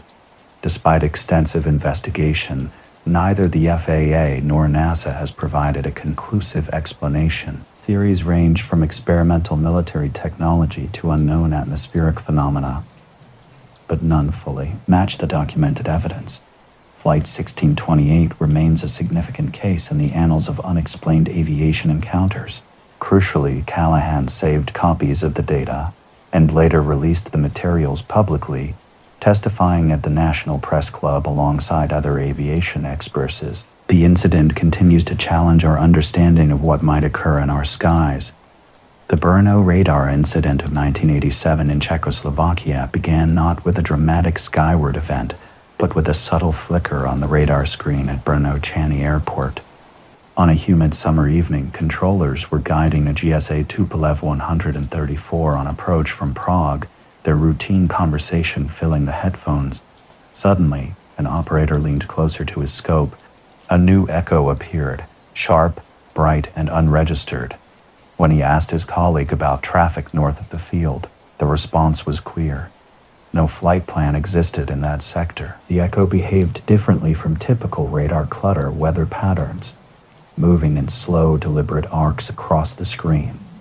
Controllers attempted communication on both civilian and emergency frequencies met only with silence. Upon requesting visual confirmation from the approaching airliner, the pilot's response carried an immediate sense of unease. A bright, stationary light moving without sound. In moments, Brno transformed from experiencing a mere radar anomaly to confronting a potential airspace intrusion. More than radar data, they now had a visual report from trained professionals. The escalation was swift and systematic. The tower contacted the Czechoslovak Civil Aviation Authority in Prague, who promptly relayed the report to the Air Defense Command. During the Cold War, an unidentified target automatically triggered concerns about a possible NATO incursion. Every moment counted. As communication channels activated, Brno controllers stepped onto their tower balcony. What they witnessed precisely matched the pilot's description, a brilliant white orb suspended in the sky. This incident stood out not just for its multiple witnesses and radar data, but for the rare alignment of civilian and military acknowledgement.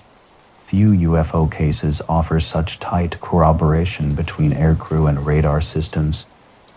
Even skeptics found this case challenging to dismiss. This wasn't about sensationalism or fantasy. It was a credible encounter involving a seasoned pilot and an unknown massive object, a flight that fundamentally shifted conversations about aerial phenomena. The significance lay not in the sighting's magnitude, but in its undeniable authenticity. The pilot, calm and focused, was the kind of professional you'd want during critical moments. In his eyes, what he encountered that night was no mistake or misunderstanding, but a real entity that flew alongside him across Alaska's frozen silence, and ultimately vanishing, hovering above the city's northern horizon. Silent and steady, the object was too bright to be a star and too low to seem astronomical. When it began to move, everything changed. The radar screens inside Air Defense Command confirmed what the controllers saw with their own eyes.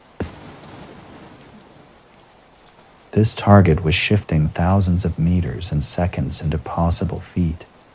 Radar stations at Solnish and Serv verified the same track, with reports emerging of maneuvers beyond any known aircraft's capabilities. 2 MiG-23 interceptors from Serv Air Base were quickly scrambled to investigate. Climbing into the night sky toward Brno, the fighters drew attention. Civilians across the city heard roaring engines and watched jets banking hard against the object's glow. Pilots later admitted to intermittent visual contact, a bright solid light maneuvering just ahead of them.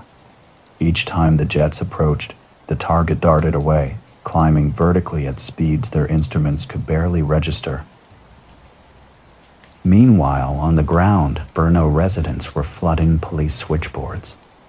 People in Slatina and Leeton suburbs described a glowing orb hovering overhead. A factory worker in Madrid claimed to have seen it pass above chimneys before vanishing. Farmers reported livestock panicking in their fields. Inside the control tower, chaos reigned. Civilian flights were delayed and diverted as controllers worked to keep aircraft clear of the anomaly. At one point, the object hovered directly along the approach corridor, forcing a temporary runway closure.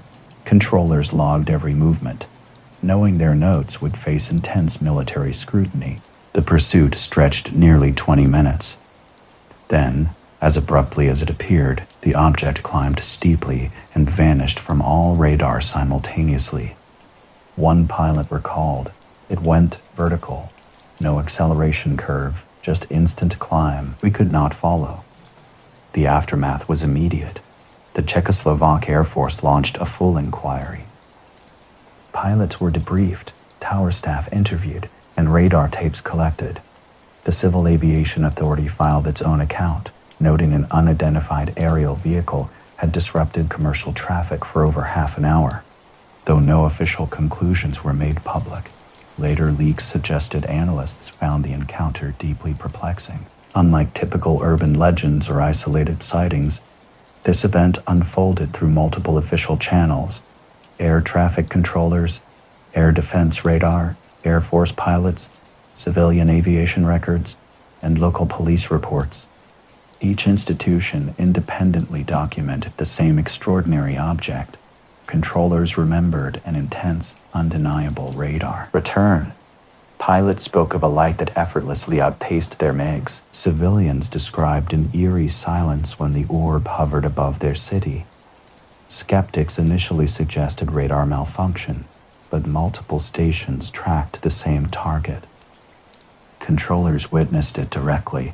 Some proposed it might be a NATO reconnaissance aircraft, yet no Western craft could hover over a major city, invite pursuit, and then climb vertically beyond radar range. The possibility of Soviet technology was quickly dismissed. Even Moscow had no technology capable of such maneuvers. Researchers in the 1990s obtained military file fragments. These confirmed that radar logs from Brno-Silis and Sharov tracked an identical object. Interceptor pilots reported visual contact, while civilian aviation records noted disrupted flights and delayed approaches. The documentation remained robust, even without photographic evidence. Today, Tujani Airport has transformed into a modern international hub. Digital screens have replaced the old cathode ray scopes of the 1980s, yet those on duty that July night still vividly recall the moment the unknown appeared, first on their screens, then in their skies. For them, this was no abstract puzzle but a lived experience. The tower buzzed with adrenaline, interceptors scrambled, pilots exchanged urgent radio chatter. A bright light hung above the city, impossible to capture or explain. The Brno radar incident remains unexplained. It was not atmospheric clutter, not a weather phenomenon, not any conventional craft. It was a structured object tracked, chased, and witnessed by hundreds, and then simply vanished. On a calm morning in June 1947, 6 metallic discs appeared in the skies over Puget Sound, catching Harold Dahl completely off guard. With his son, a family dog, and 2 crewmen aboard, Dahl watched as the strange formation moved slowly overhead. Suddenly, one disc tilted, dropping molten debris that hissed into the water. Fragments struck the boat, burning Dahl's son and killing the dog. Dahl steered away as the formation regrouped and vanished into the haze. He kept a few shards from the deck, some light and brittle, others unnervingly heavy. Back on shore, he shared the story only with a small, trusted circle, his boss Fred Chrisman and 2 close friends. Dahl had no intention of making the incident public, not even telling his wife. The next morning changed everything. An unexpected phone call came to his home from an unrecognized voice. Polite but firm, the caller suggested a breakfast meeting at a Tacoma diner, naming the place and time before Dahl could object. At the diner, the man was already seated in a back booth, dressed in a black suit, crisp white shirt, a narrow black tie. He sat with his hat neatly placed beside him. As Dahl slid into the opposite seat, the man made no attempt to introduce himself or shake hands. Instead, he fixed Dahl with an unblinking gaze and began speaking. He recounted every precise detail of the morning's events: the number of craft, the wobbling disc, the debris spray, the son's injury, the dog's death. Dahl sat in stunned silence, wondering how this stranger could know so much. At one point, the man leaned in and suggested it would be better for Dahl and his family to forget what they'd seen.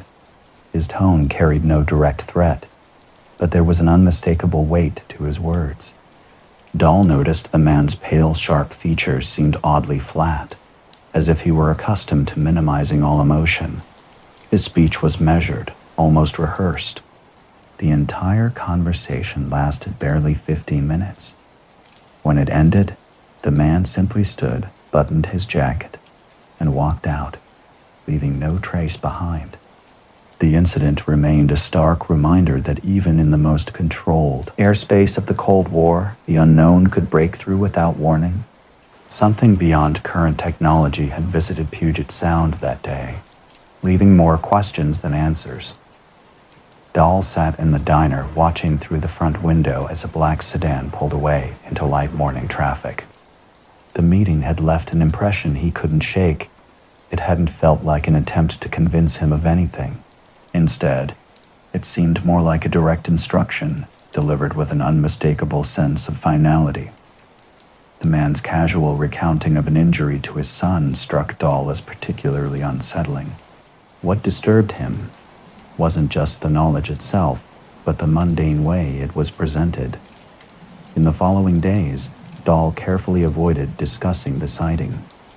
When a local reporter approached him about rumors of strange discs over the sound, he dismissed it as a misunderstanding. Within a week, he publicly retracted his entire account, though the story had already spread further than he intended. Chrisman remained convinced something unusual had occurred. He wrote to an Army Air Force contact, offering to show the debris.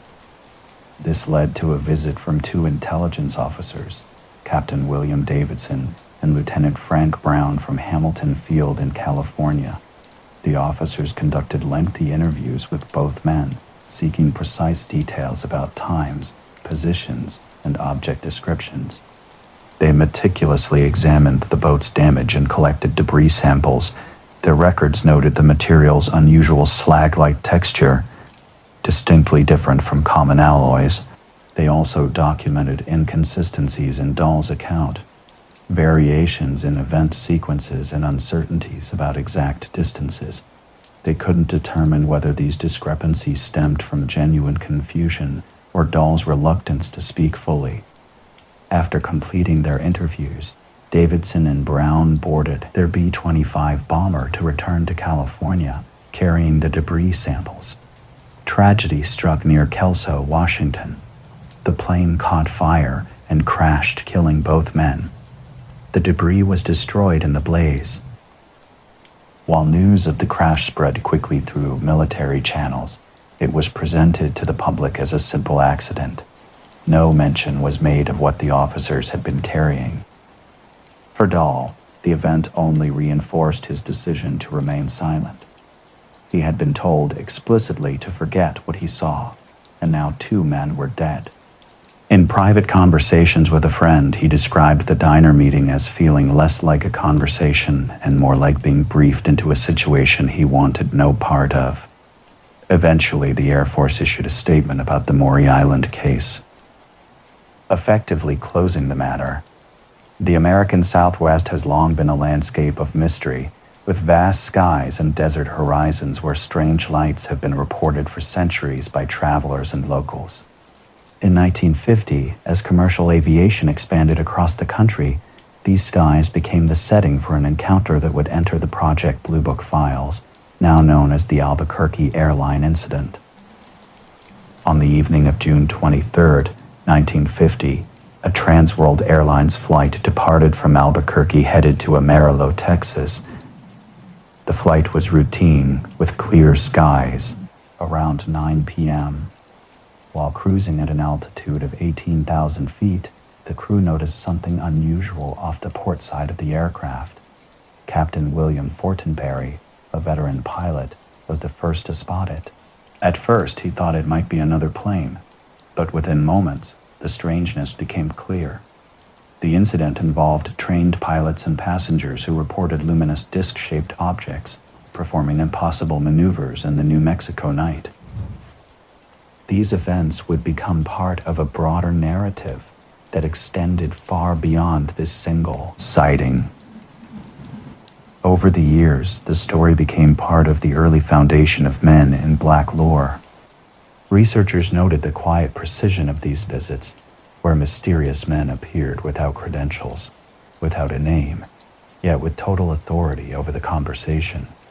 In later decades, similar reports would emerge of witnesses describing unexpected visits from men in black suits who knew details they couldn't have learned through normal means. The Maury Island incident became the earliest known example of this pattern. For Harold Dahl, the discs over the sound might have been extraordinary, but were fleeting, a matter of minutes in an otherwise ordinary day. The man in the diner was different.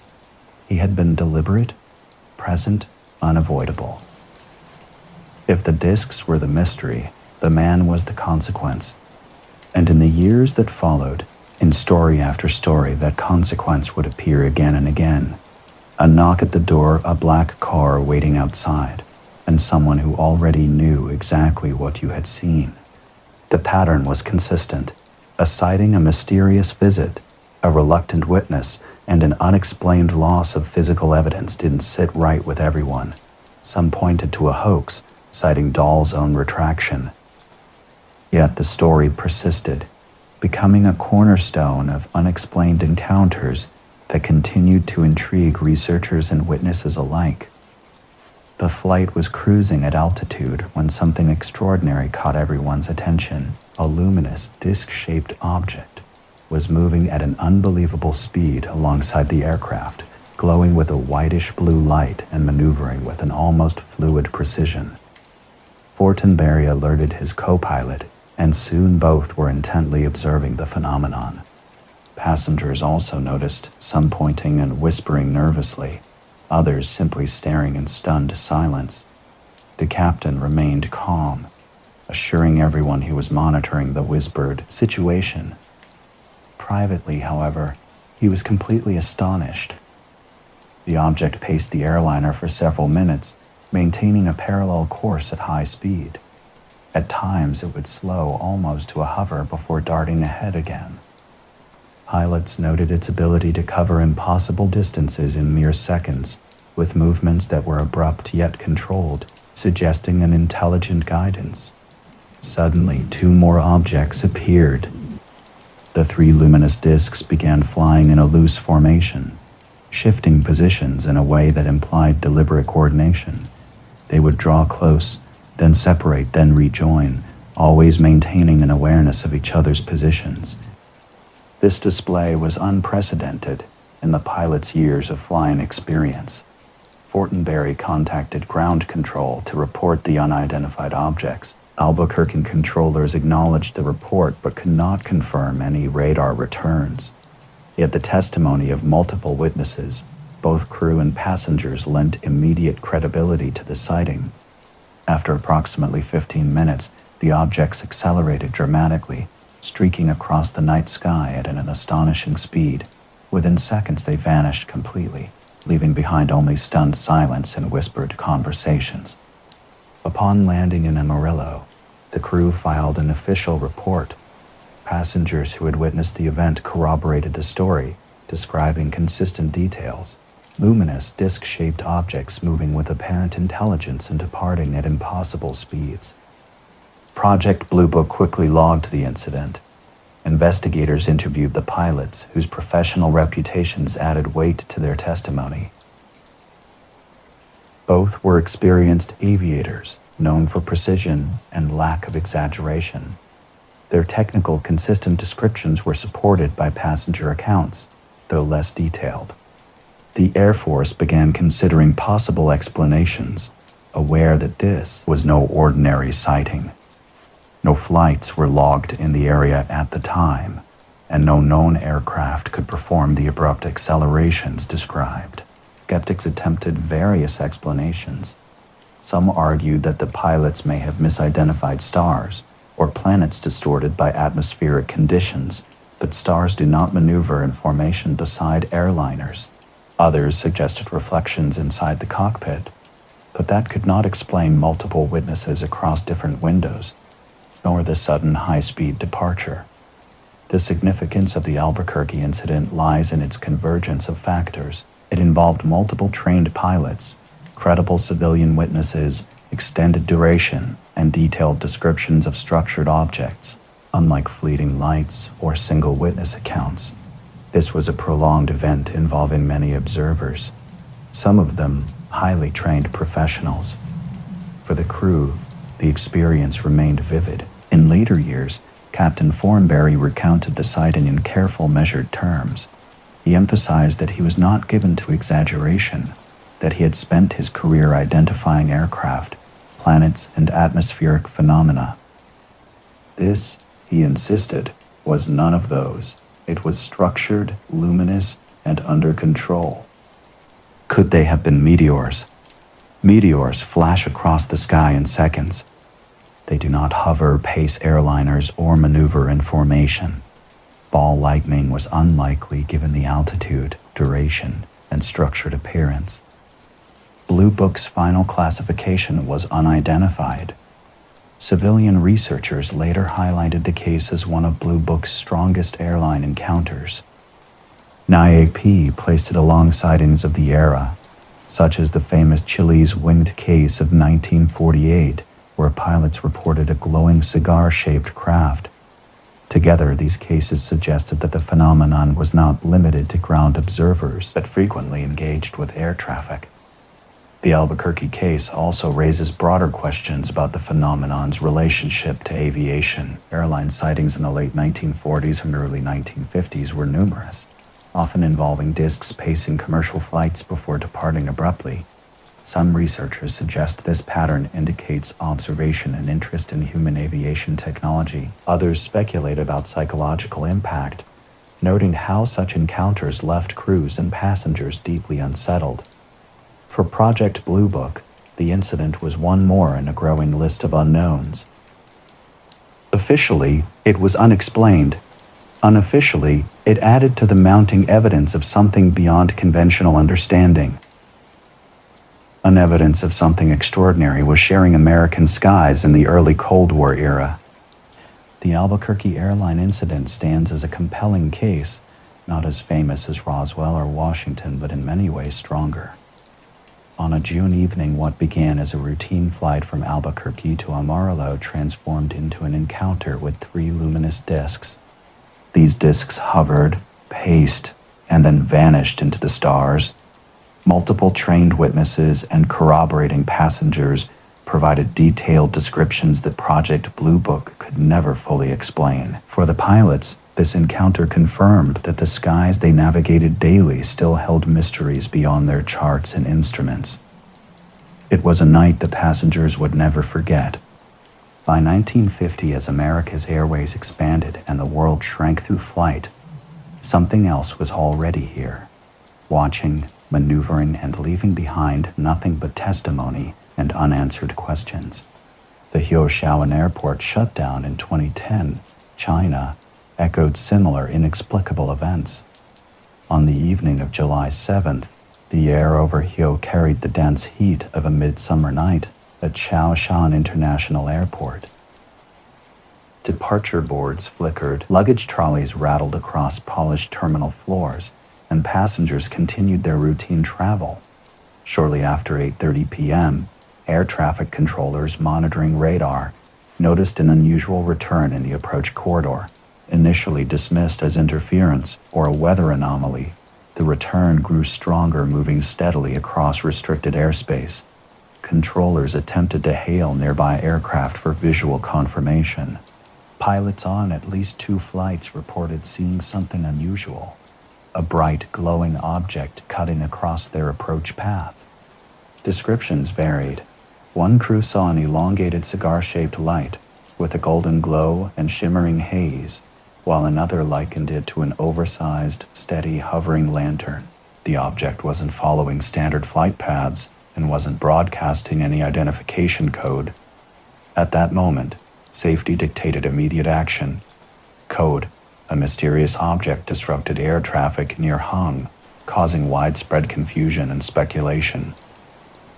The incident began when airport controllers declared a sudden closure, diverting incoming flights to nearby airports like Ningbo and Wuki. Outbound aircraft already on the taxiway were ordered back to their gates. Passengers on the ground received minimal information, hearing only vague announcements about operational issues.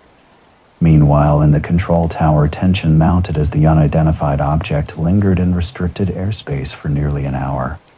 This was no ordinary event. Closing an international airport in China is an extraordinary measure with significant consequences. The impact rippled across the national air traffic network. Dozens of flights were delayed or rerouted, affecting thousands of passengers that night. As official channels remained silent, local residents began sharing their observations. Suburban dwellers described a glowing object moving slowly across the night sky, provided varying accounts. Taxi drivers near the airport reported slowing traffic as people exited their vehicles to watch. Farmers in the outskirts claimed the object seemed to hover silently. Some insisted the glow pulsed, suggesting changes in intensity. Blurry photographs began circulating online, showing a streak of light with a hazy aura. By the next morning, news outlets nationwide carried the story. Headlines like UFO shuts down Xiaoan Airport appeared in China Daily and other major publications. The rare use of UFO in state media caught international attention, with CNN, BBC, and Reuters describing it as one of the most dramatic aviation-related incidents of the decade. However, the narrative quickly shifted. Within days, official statements reframed the event as a precautionary closure, hinting at possible military activities. Some media outlets retracted their initial sensational headlines. Online forums saw shared photographs disappear, and the story became increasingly fragmented. While the incident generated global excitement as a UFO story, it gradually faded from public consciousness in China. The Civil Aviation Administration initially claimed ignorance, citing only security reasons for the closure. Subsequent speculation suggested the object might have been related to military tests, leaving the true nature of the event shrouded in mystery. The Varginha Incident reveals two striking aspects of an extraordinary event. Aviation authorities take safety extremely seriously, and shutting down a major international airport for nearly an hour is not a decision made lightly. This closure was triggered by an unidentified object that defied standard identification or communication protocols. Chinese state media briefly acknowledged the object as a UFO, a remarkable moment of openness that was quickly retracted. Photographs from the incident remain in circulation, including one depicting a glowing object with a radiant tail resembling a luminous comet. Skeptics argue these might be long-exposure shots of airplanes, but flight schedule and angle comparisons reveal persistent inconsistencies. Analysts outside China had long noted the People's Liberation Army's history of conducting secret missile and aircraft trials in the region. However, no official record connected that night's events to any scheduled operation. Initial theories of a private jet without clearance seemed implausible, given China's tight aviation regulations and the extensive scale of the shutdown. Radar returns, as described by anonymous sources, suggested something far larger than a rogue small craft. The proliferation of mobile phones yielded surprisingly few high-quality videos, sparking suspicion that stronger evidence existed, but was deliberately withheld. In subsequent weeks, rumors circulated about Chinese military officials seizing radar logs and recordings. Civilian airport staff reportedly signed non-disclosure agreements. Foreign researchers noted the economic impact. Closing an airport during peak hours costs millions in delays and diversions. An unlikely response to anything mundane, the event remains unresolved. Neither natural phenomena nor known aircraft fully explain the incident's duration, visual characteristics, and radar presence. International UFO researchers continue to cite this as one of the most credible mass disruptions caused by an unknown aerial object in modern history. This shutdown occurred during a period of increasing interest in aerial anomalies across Asia. Concurrent reports emerged from India's Lida region near the Himalayas and from Thailand, describing glowing objects and luminous orbs. The small village of Valençol in Provence, France, nestled among lavender fields, held a secret that would challenge its peaceful rhythms. On July 1st, 1965, those endless rows of violet flowers, which had defined the village's life for centuries, would become the backdrop for an extraordinary encounter. Maurice Mass was a 41-year-old farmer known locally as steady and reliable. His life followed the predictable patterns of planting, tending, and harvesting, far removed from modern complexities. Each morning he rose early, checking his crops before the sun reached its peak, a routine as consistent as the seasonal changes. That morning began like any other. The air was warm, the sky clear, and the lavender's perfume hung heavy. As Maurice walked his fields, he expected nothing out of the ordinary. But something was different.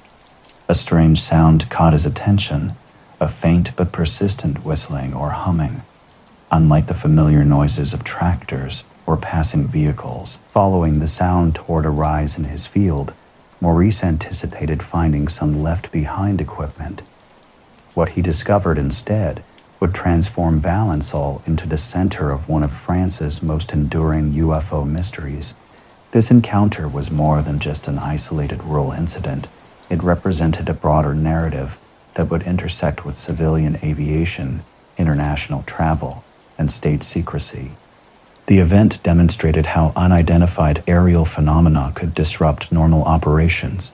Even in the 21st century, thousands of travelers would experience similar disruptions, stranded in terminals or diverted to distant cities. Behind these delays lurked a deeper question. What object could cross restricted airspace with such presence as to shut down a major hub? In the aftermath, only photographs, fragments of testimony, and a brief media flurry remained. The traces of an event China would prefer to forget lingered, serving as a reminder of the fragile boundary between the ordinary and the customous unexplained. A strange craft stopped Maurice in his tracks as he worked in the middle of his lavender field. The object was roughly 4 to 5 meters in diameter, dome-shaped and flattened on top, with a smooth metallic surface that caught the sunlight in dull reflections. 6 legs anchored the craft firmly into the soil, with a central mast-like support extending beneath it to the ground. Lavender plants around the base were flattened, their purple blooms crushed into the earth. Maurice gripped his tools tightly, momentarily considering whether it might be a helicopter, though its shape and complete silence made no sense. No downdraft of fumes disturbed the air. The object hummed softly, like an enormous unidentifiable machine. Then Maurice spotted 2 small beings moving deliberately among the lavender plants, standing about 1.2 meters tall, barely higher than the lavender stalks themselves. At first glance, they resembled children, but as he watched, confusion gave way to shock. Their heads were disproportionately large, bodies unnaturally thin, wearing tight-fitting suits that seemed molded to their forms. Their skin was pale, almost chalk-like. These beings moved with quiet precision, bending low over the lavender.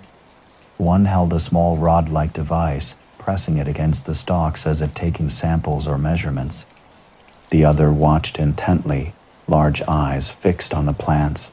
Maurice took a hesitant step forward, almost calling out to demand an explanation. But something in their movement stopped him. They were too calm, too focused, too deliberate. He felt the unease of someone witnessing something far beyond a simple prank. As he approached, the nearest being turned to look at him. Its gaze was unsettling, unblinking and penetrating, as if measuring not just his physical presence but his entire being. Maurice froze, his heart racing. Suddenly, one being raised its device and pointed it directly at him. A wave of paralysis swept over him. His body locked in place, arms hanging uselessly, legs unresponsive, fully conscious but completely immobilized. Shallow breaths filled his panic-stricken chest. He tried to shout, but no sound emerged. The beings watched him dispassionately for a few moments, seemingly undisturbed by his state. A man of the earth, grounded in soil and seasons, he had weathered droughts, storms, and countless rural challenges, but nothing could have prepared him for what he had just witnessed. The lavender fields around him still held the memory of the strange encounter. Where the craft had rested, a crushed and lifeless patch stood as a stark reminder, a scar on the otherwise perfect landscape. Maurice's body sagged with the remnants of paralysis, his breath coming in gasps. It had happened so quickly. 2 pale figures had moved with calm precision among the lavender, climbing into a hatch that opened soundlessly on the side of a dome-shaped craft. Within seconds, the machine lifted smoothly from the soil, its 6 legs retracting as if absorbed into its body. The craft rose, hovered briefly, and then shot skyward at an impossible speed. When he reached home, his wife immediately sensed something was wrong. He was pale, sweating, and spoke in a halting voice. At first, she thought he had fallen ill in the field, but as he tried to explain about the dome-shaped craft, the small beings with oversized heads, and the device that had frozen him in place, her confusion only deepened. Maurice struggled to find words that could describe what defied all logic. He knew what he had seen, a machine not of this world, beings who had walked among his lavender as casually as children at play. By midday, his story had spread through. The air was rich with the scent of lavender. But to Maurice, it seemed altered, as if the land itself knew something extraordinary had passed through it. His throat felt dry, his skin prickling with the memory of that unblinking stare. He was a man transformed, forever changed by what he had witnessed in those brief, impossible moments. In the small village of Valensole, unusual events spread quickly. Maurice, still visibly shaken, was urged by his neighbors to show them what had happened. Together they walked out into the lavender rose field, under the morning sun. The evidence was clear when they reached the spot. A circular patch stood out amid the blooming purple landscape, where plants were flattened as if crushed by an immense unseen weight. The soil at the center appeared hardened, almost baked by extreme heat or pressure. Lavender blossoms had turned brown and brittle, creating an unmistakably unnatural scene. Neighbors bent down, touching the earth and shaking their heads. Whatever had occurred left an undeniable mark. This was no work of vandals or farming equipment. Something heavy and strange had definitively pressed into the soil. Local germs soon arrived to investigate. They photographed the site, carefully measured the circle, and questioned Maurice. Expecting exaggeration, they instead found a calm, reluctant witness. Maurice described the craft, the beings, and his own paralysis with quiet sincerity that carried genuine weight. When an officer suggested a helicopter might explain the incident, Maurice firmly rejected the idea. He knew helicopter sounds and landing patterns. This craft had been silent, except for a subtle humming vibration. No downdraft scattered the lavender, no fuel smell lingered, no rotor noise disrupted the scene. More importantly, what about the pale-faced beings and the mysterious device that had frozen them in place?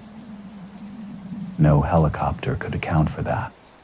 The germs filed their report without drawing definitive conclusions. They documented the unusual soil compression and flattened plants, but took no further action. However, the official documentation lent credibility to what might otherwise have been dismissed as idle rumor. Within days, the story spread through the French press. Regional newspapers published accounts of the farmer's sighting, accompanied by sketches of the circular mark in the lavender. Headlines spoke of a strange craft landing in Provences and small figures spotted by a respected local farmer. Reporters descended on Belençon, interviewing neighbors and photographing the field's distinctive scar. For many in France, this was their first encounter with such a detailed and local UFO stories.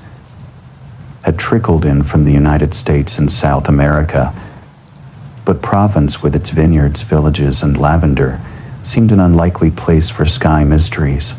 Maurice, a respected farmer known for his honesty and steady work, found himself at the center of an extraordinary event. His reputation made it difficult to dismiss his account as fantasy, yet the encounter took a profound toll on him personally. In the aftermath, skeptics proposed explanations.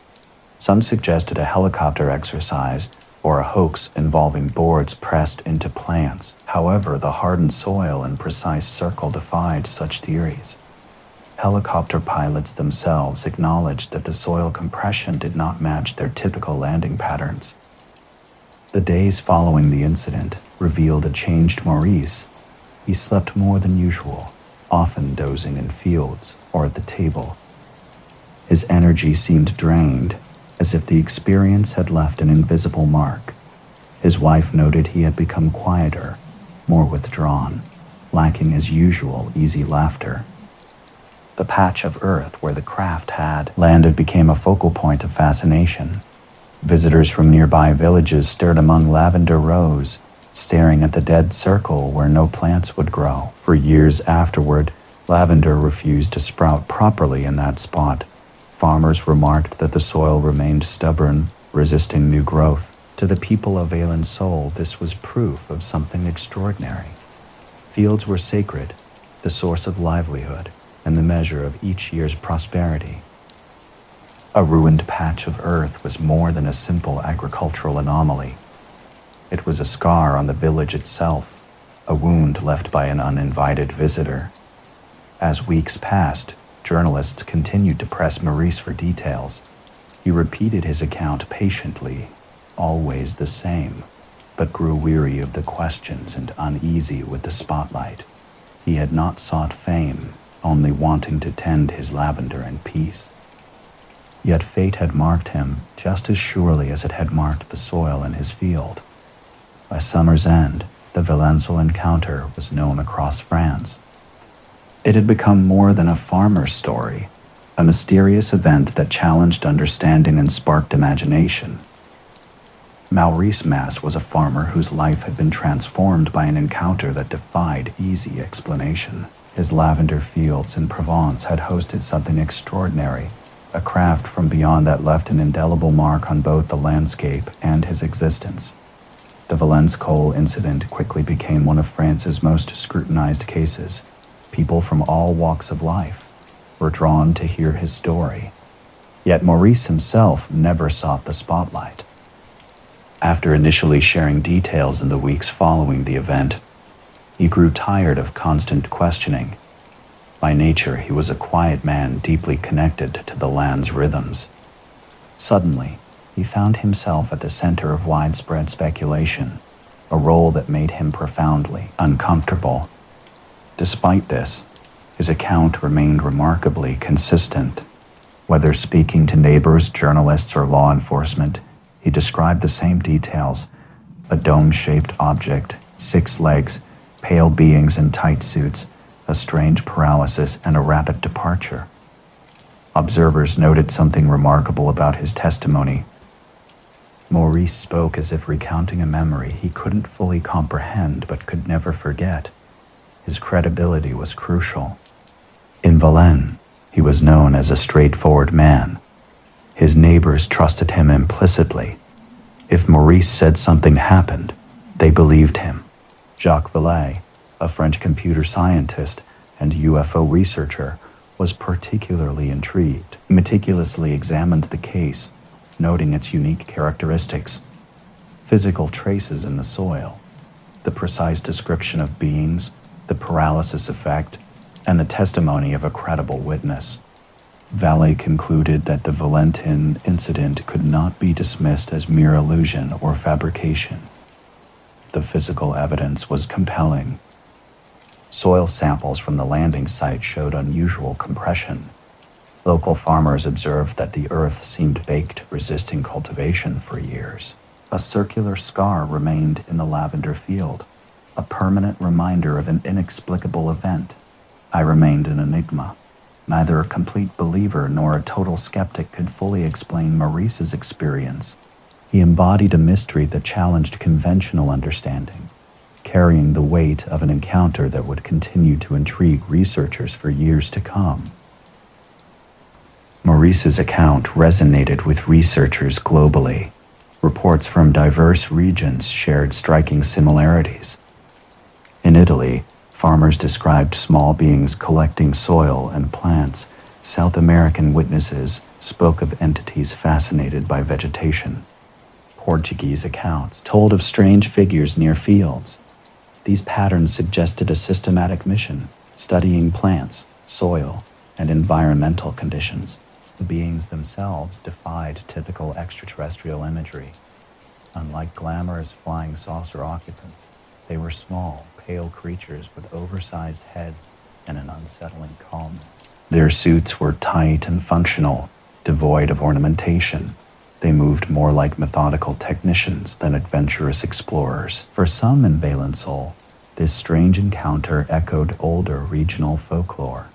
Provence had long harbored tales of Lutan, mysterious small beings haunting fields and forests. Centuries-old stories spoke of little people tending plants, playing tricks, or appearing at dawn. While Maurice's encounter seemed to mirror these legends, physical details resisted easy comparison. Folklore beings didn't arrive in metallic craft or leave scorched earth.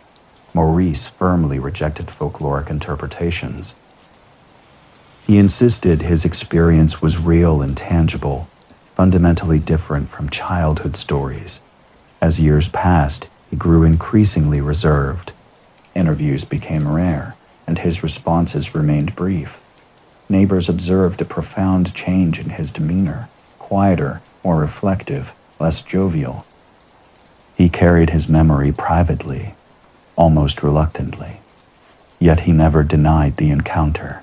Until his final days, Maurice maintained the precise details of his experience. He sought no profit, never altered his account, and made no attempt to sensationalize his story. In an era of exaggerated claims, his quiet consistency stood out. The Varginha Incident left an indelible mark on the community. For years, farmers spoke of the scarred soil, and visitors from across France came to witness the site of this extraordinary event. Now, among the rows of lavender, Maurice stood at the spot where the earth had been altered. For the villagers, this moment became part of their history. Woven into the fabric of local identity, a mystery as integral to the land as the lavender itself. The Varginha case stands as one of the classic European UFO encounters, not remembered for dramatic skylights or distant radar signals, but for its profound intimacy. This was an event that placed extraordinary beings not high above in the heavens, but close to the ground among lavender stalks, moving with quiet purpose close enough for a farmer to see their faces. What makes the story chilling is not just Maurice's description, but the unsettling possibilities it suggests.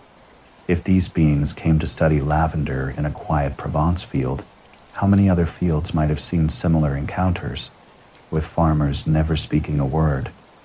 How often do such visits pass completely unnoticed, leaving only faint scars and soil in memory? The encounter raises more questions than answers. Were these beings explorers, scientists, or something entirely unknown? Why paralyze a farmer who stumbled upon them only to leave him unharmed? Why show interest in lavender of all things? And most unsettling, did they ever return? For Maurice, the experience was life-altering, a mystery that never faded. For Varginha, it became a whispered story, a reminder that even the most peaceful fields can host the most disturbing visitors.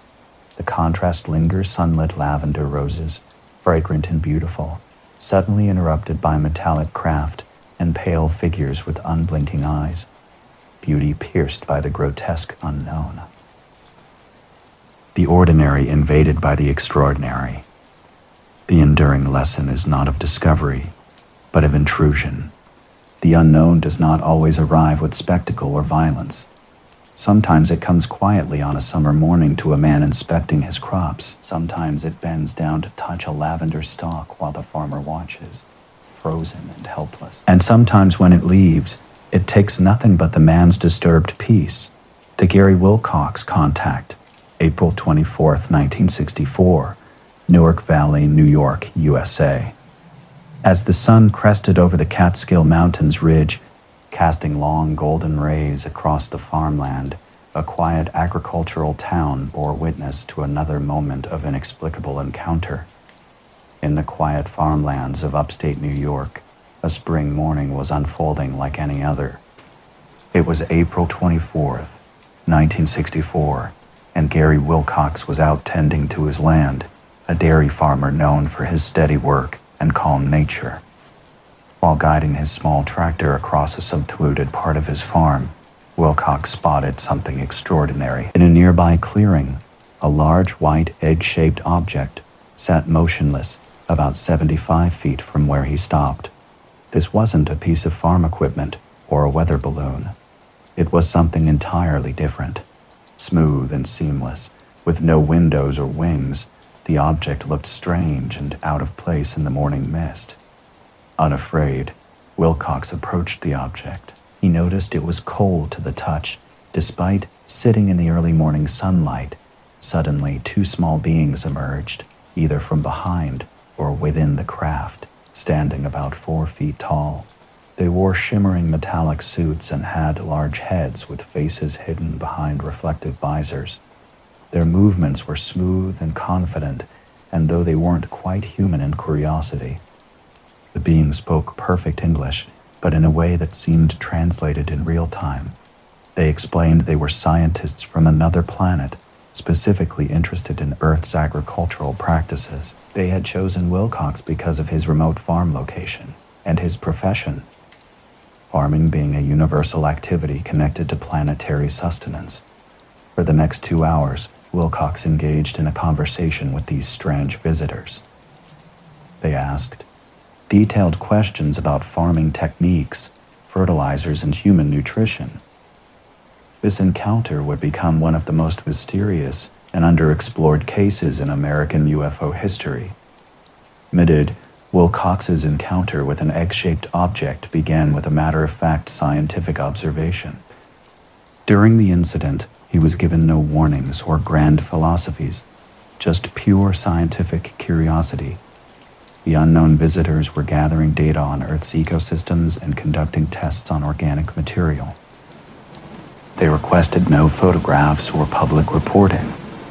After Cox promised not to tell anyone, the encounter concluded with the object lifting vertically without sound, disappearing into the sky. No heat, wind, or light explosion marked its departure. Days later, Cox heard about a strikingly similar UFO incident involving Lonnie Zamora in Socorro, New Mexico. Zamora had reported an almost identical egg-shaped craft landing in a gully and leaving scorch marks. This sighting would become one of the most famous in American history and was extensively investigated by Project Blue Book. Startled by the uncanny similarities, Cox broke his silence and contacted the Tioga County Sheriff's Office. Sheriff's deputies interviewed him, and he recounted every detail with remarkable consistency. Local media soon picked up the story, making Cox a reluctant regional focus. In his initial report, Cox expressed disappointment about not immediately sharing his experience. He worried the timing might make his account seem like an imitation of the Zamora sighting. Nevertheless, his story was already quietly under investigation. The field where the object had rested showed faint grass impressions, but no burn marks or radioactive signatures existed. Unlike many dramatic UFO cases, this one left almost no physical evidence, just a calm witness in a patch of flattened grass. Skeptics quickly suggested hallucination or fabrication. However, Cox's demeanor contradicted such claims. He wasn't seeking publicity and never attempted to profit from his experience. He gave no paid interviews, refused television appearances, and remained consistent in his account. In fact, he became increasingly reclusive after the incident, with those who knew him describing his continued commitment to telling his story exactly as he remembered it. Unlike typical alien encounter stories filled with fear or aggression, his experience seemed rooted in mutual curiosity and quiet understanding. On April 24, 1964, Cox had an interaction that would later intrigue UFO researchers. The encounter shared striking similarities with another famous UFO sighting by Zamora, both involving white egg-shaped objects, landings, and liftoff, and both witnessed by credible individuals who never changed their accounts. What distinguished Cox's experience was its tone. The beings he encountered were not threatening, but inquisitive. They appeared more interested in Earth's agriculture than in invasion or scientific probing. Years later, Cox mentioned he had even placed a package of fertilizer near the site, seemingly in case the beings wanted a sample, which disappeared the next day. As public attention faded, researchers occasionally revisited the incident. Some now view such encounters as experiential studies, where non-human intelligences test not just biological samples, but human reactions and communication patterns. Cox himself remained quietly reflective about the event. Living out his days in Newark Valley, he rarely sought attention. When he did speak about the encounter, he was thoughtful but unembellished. "I don't know what they were," he would say. "I just know I didn't imagine it." No other sightings occurred at his farm, and no definitive evidence remained. Yet questions persist. Why Cox?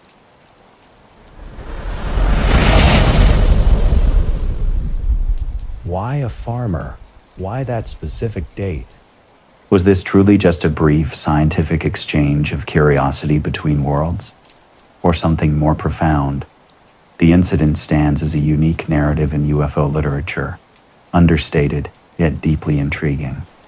Its very simplicity lends it an eerie credibility that continues to fascinate researchers decades later. Sometimes it emerges softly, like sunlight catching dew-covered grass and the gentle rumble of a distant tractor. The UFO history books hold few stories as intriguing and down-to-earth as Willicks's account. It represents a moment where something from beyond might have reached toward humanity, not with menace, but with genuine curiosity about our most fundamental work. Nurturing life from the earth, the cosmos seemed to lean in, not to threaten, but to observe our patient labor of growing and cultivating. From mysterious skies to hidden archives, this narrative continues to invite wonder. We'll return tomorrow with more exploration. Support Dreamland Encounters by liking. No provide. Text appears to be a fragment and does not provide enough context for a meaningful rewrite. Could you provide the full text or script you would like me to restructure?